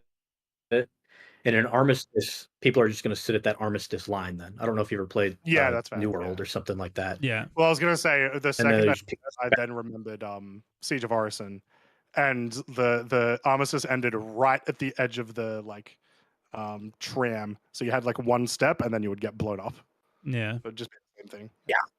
Yeah, we know one of the end areas has no oxygen. I'm asking if it's still that way, but even they had talked about in the original ISC that it's cold, it doesn't have oxygen, when they were, so it may stay that way. I like that a lot, because I like the idea of a Tarkov raid, these being like that, but I don't like the idea of pressing O and seeing the timer up at the top of the screen, because it's just, that's not what it is. But the idea of having something bearing down your neck going, we got to get out of here, and somebody else going, one more thing, and no, we got to get out of here. No, I just want to loot one more box, like that kind of thing. You guys don't get it. There's a whole bottle of cruise here. Yeah. Oh, I found, something I did not mention? I found 3 new things that might be crafting commodities. Ooh, I found... in boxes, like small clothes? In Pyro containers, I found a cable. It's like a wrapped up cable, just like Tarkov. I found a little, screwy thing, and then I found this long kind of tubey thing. So it's like, it looks like... It reminds me of... little salvage pieces from Tarkov for your hangar, or not for your hangar, for your hideout, or salvage from Eve, that when you salvage ships is these little trinkets things that add up to something, hundreds of these cables to make a spaceship, maybe, right? Something like that. Yeah. It starts getting, it just started getting interesting. So you trade it with NPCs with real stuff as well. Perhaps. Yeah. Yeah. Bartering in Star Citizen would be very interesting. I was talking about this yesterday. I think it might end up in a video that I'm thinking about. Nice. So, yeah. Oh, it's probably going to make it so pirates are also going to be stealing your components every time you get pirated. Yeah. You see that A-tier quantum drive. Yep. All that stuff. So. Yeah. But, you're going to have... probably better go out dying then, so that way you get the money back from insurance. Yeah, we'll see. But all right, Ocean Man, it feels like the end unless you got something else. No, I have nothing else. All right, cool. Thanks for your call. Another first-time call? Yep. Yeah, damn, everybody today. It's crazy. Thanks for calling in. All right, thanks for calling in, dude. Thanks for having me. All right, bye now. No worries. Catch you, mate. Yeah. Everybody's new except for the last guy. Well, and Doc. Doc wasn't new. Artecius, what's up, dude? Not much, guys. How are you? How are you? It's really hot. It's not too bad in WA today. It's super windy though. Yeah. I guess I'll talk about the Safe Stanton event, as wasn't really discussed so far. Me and my friends logged through that for about 10 hours today to try and get. Yep. We did half of phase 1 last night. The rest of it today in phase 2. We had to redo a bit of phase 1 for one of my friends. But effectively the cargo missions didn't work. If we delivered it, only whoever picked up the mission would succeed, and everyone else couldn't complete it. Yeah, and then for the what Mike said, randomly exploding haulers, getting our ship rammed, heaps. We ended up getting so sick of it, we ended up pulling out a hammerhead just to try and with 4 people on it, just to try and we had 3 ships in the one mission ram 3 turrets and knock out 3 turrets.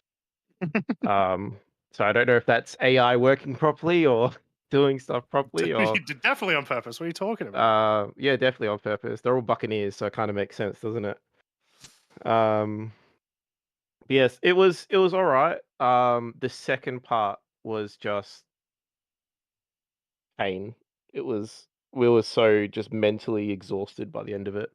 Yeah, like it's supposed to be fun, and it wasn't.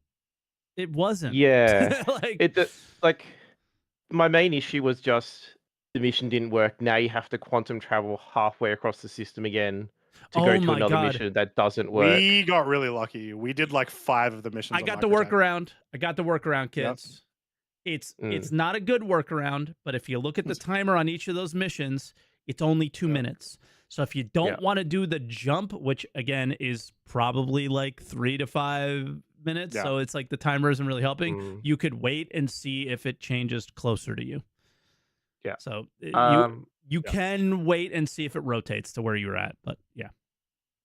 So we were just picking them up. We're like, because like I finished, and then the next mission, the next guy finished, so we'd had to like wait, and like you'd have a stack of like, then the third guy would finish, and then the fourth guy came in later. Then he was the one picking up the missions and sharing it, because you can't, once you finish, that's it. You can't pick up the missions and share it again.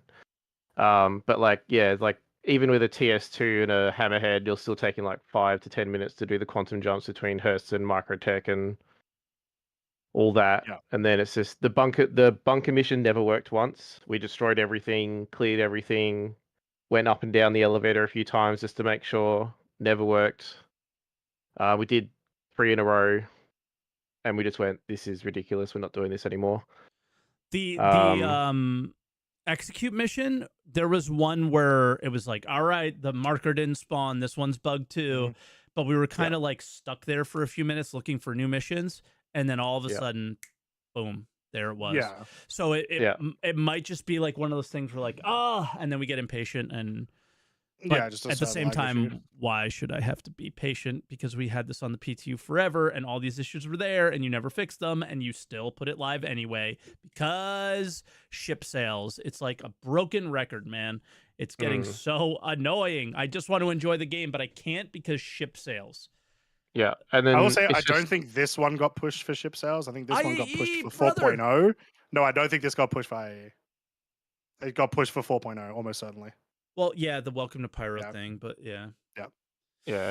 I will say about like the timing thing, we did do one where, and it's just like, I'm kind of tired of missions where you can just top down just top down in a ship and just kill all the AI. It's just like, this isn't That's why I like the asset destroy one, because not all the assets are outside. Some of them are, some of them aren't. But also, just to go back on you, Croncy, it definitely is an IAE thing, because this thing had to be in a 324 patch, so they can't. I mean, they could have taken it out completely. I'm so confused. Like the only because this could have happened after IAE. Agreed. Why is that's what I'm saying? Like because of 4.0, because they've got a time limit before 4.0 has to come out.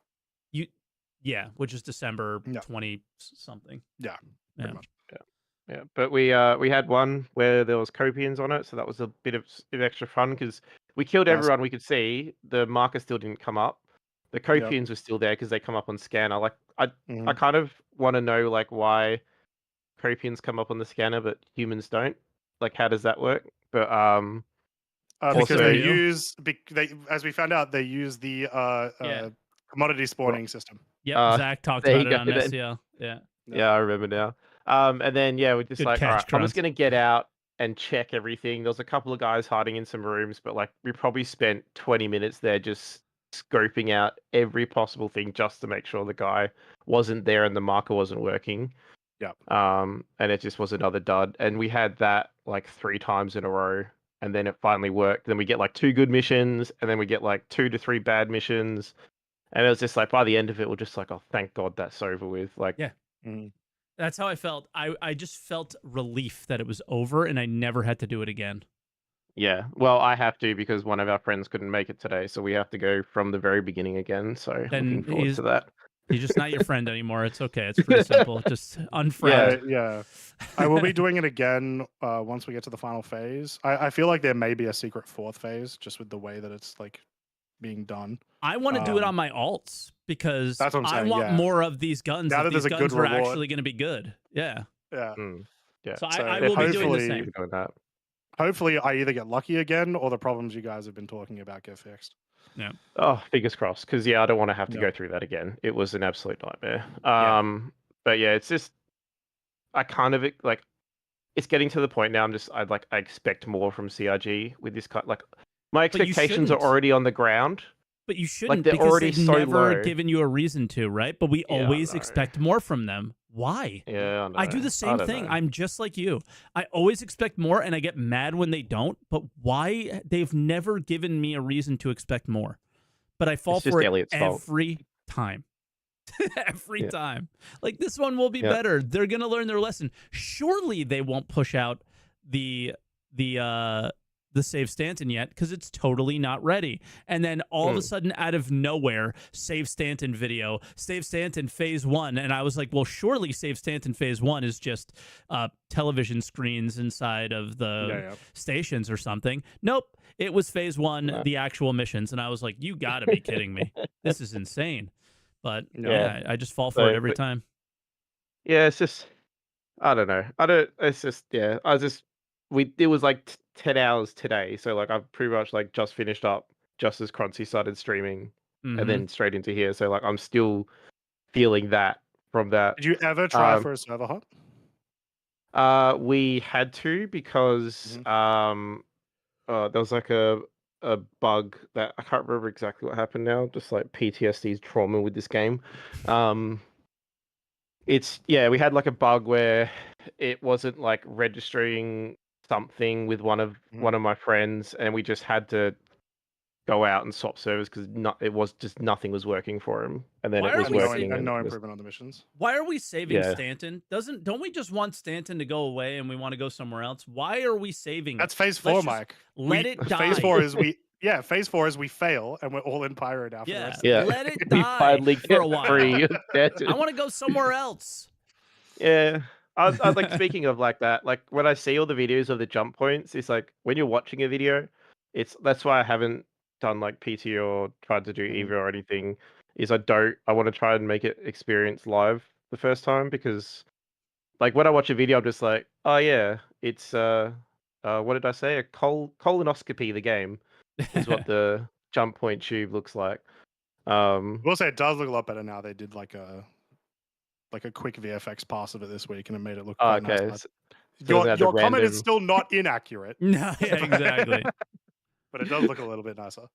So, well, that's good. Yeah, I'm kind of just waiting for that, because like watching videos, it doesn't look like that amazing. But I'm sure like when you're actually in the ship, you've got the music, you've got everything. You're like, especially when it's like we've been if you've been around for a while now, it's been like 2018, 2019. We've been waiting to do this for 5-6 years now. So, but like, I'm kind of just like at this point. Just like it'll happen when it happens. This cannot be understated, just because you mentioned the music. Just pump the albums that Pedro makes directly into my veins. Yeah. This guy kicks it out of the park, knocks it out of the park every single time. The entire Pyro soundtrack is amazing. The jump point is amazing. Yeah, it's the only time I've had Star Citizen music on in a really, really long time is during EVO. I gotta say, I think I talked about it last week. I was totally wrong, I think, based off of the reactions today and what I've been seeing over the last like couple days or I guess day and a half or whatever it is. I thought opening EVO would kind of kill the hype for Yep. others, because it's like I saw it already, and like, you know, obviously there's a lot of frustrations around streamers being able to play it, and I'm not, and all the stuff that always happens when we do this stuff. Yep. And like Wave 1, obviously you just pay $10 and you're in. So if you really, really want it, just fork up the $10. But the it seems like people are still super hyped, and it didn't really kill anything. So yeah, I think seeing it gets you excited to experience it. Yeah, exactly. I was gonna say, like, they had already essentially showed it on like ISC and stuff like that. It's not very different watching a streamer or really your friend or whatever doing it. Get marketed. Yeah, get marketed. That's basically so what people happens. seem to be loving it when it works. Yeah, but then I guess like the Intrepid, like the only thing is with that is if so. As far as I'm concerned, the only two value for money starter game packages is the CNX and the Cutter, because every other game package you pay $15 for Star Citizen the game, and they're the only two you pay $10 for Star Citizen the game.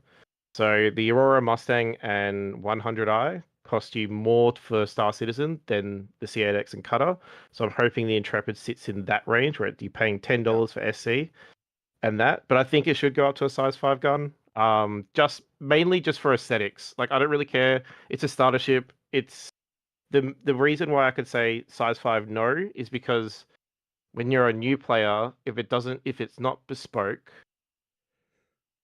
how expensive a size 5 gun's going to be for a new player to potentially swap out? It pushes. That's why I think it should be bespoke, personally. Yeah, yeah. Just so they'll have like an Ares Ion weapon swap combination, so you could go ballistic or energy bespoke style.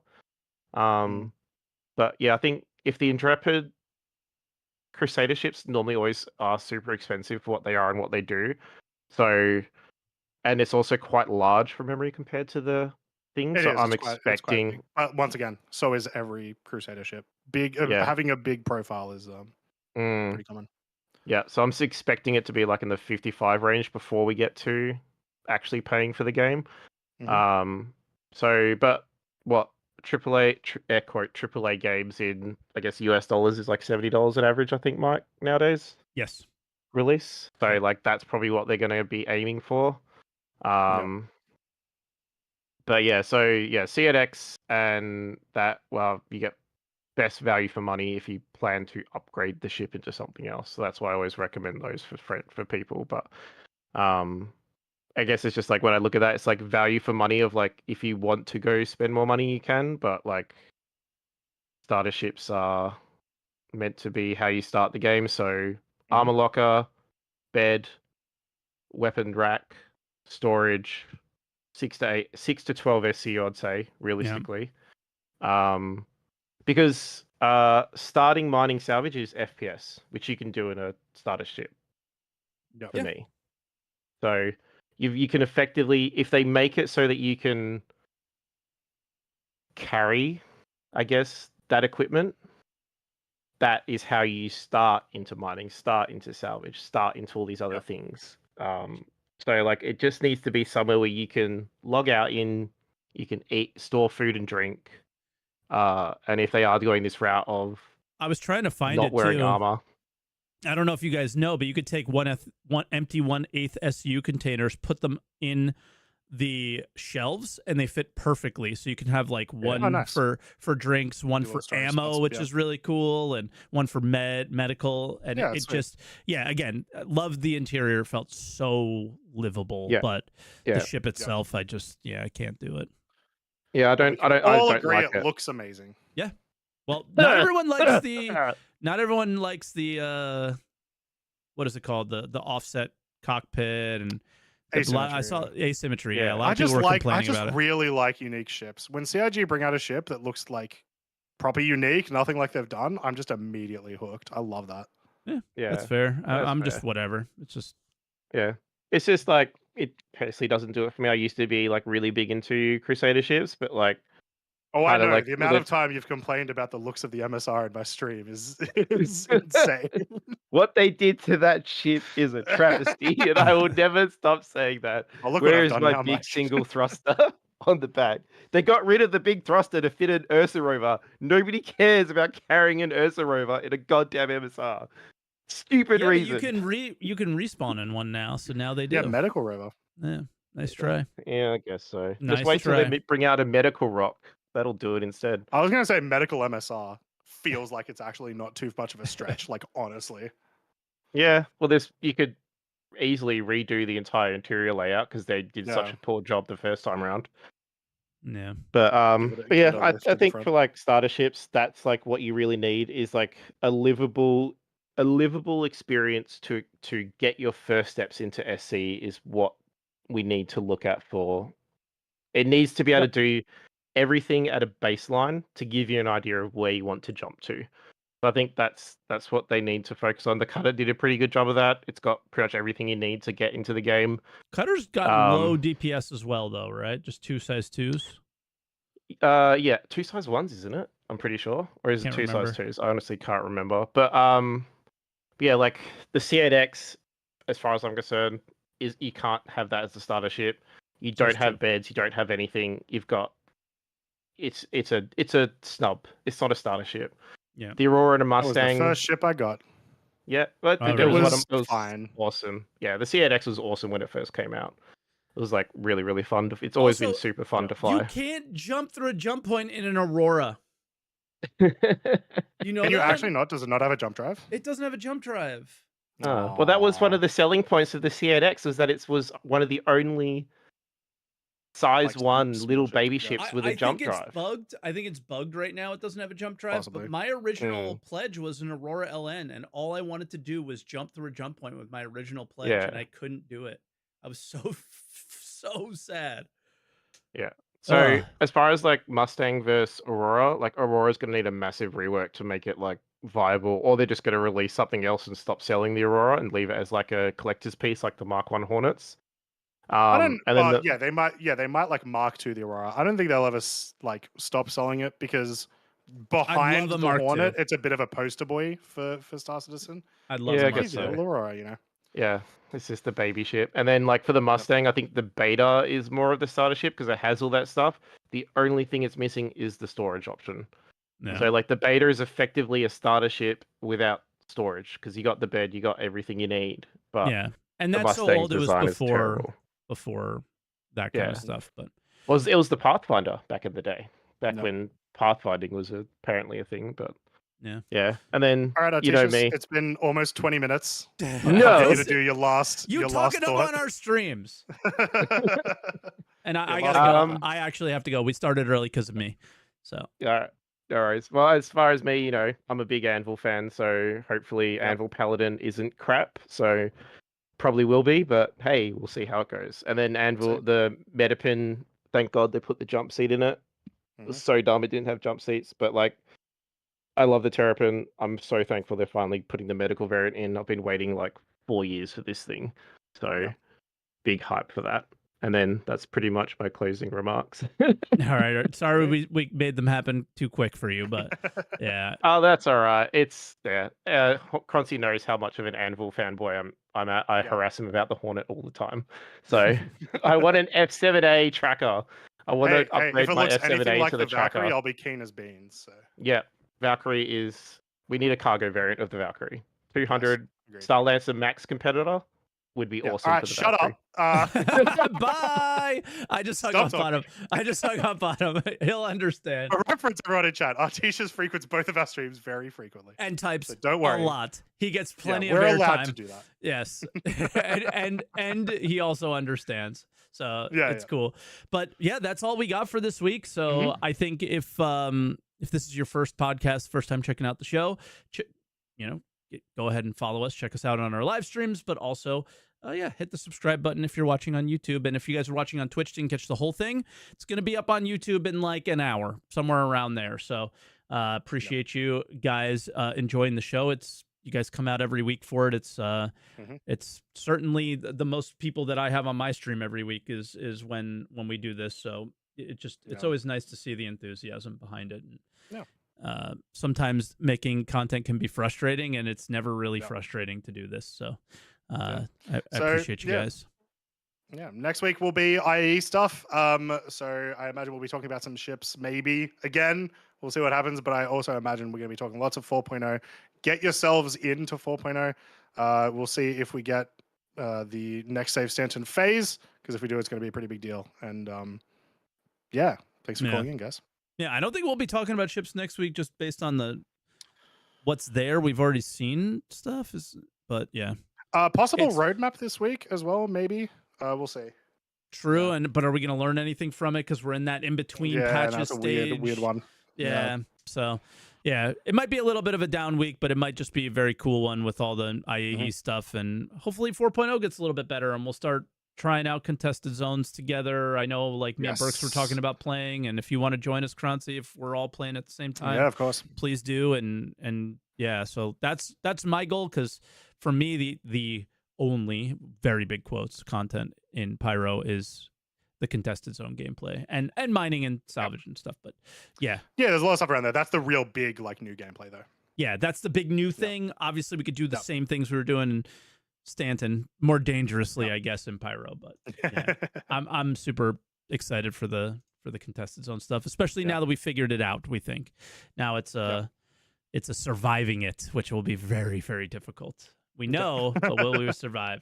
But yeah, that's where we'll leave it, guys. Thank you so much for watching and all that stuff. So like, subscribe on YouTube. I don't know how to do outros other than just don't forget to answer the call. All right, bye.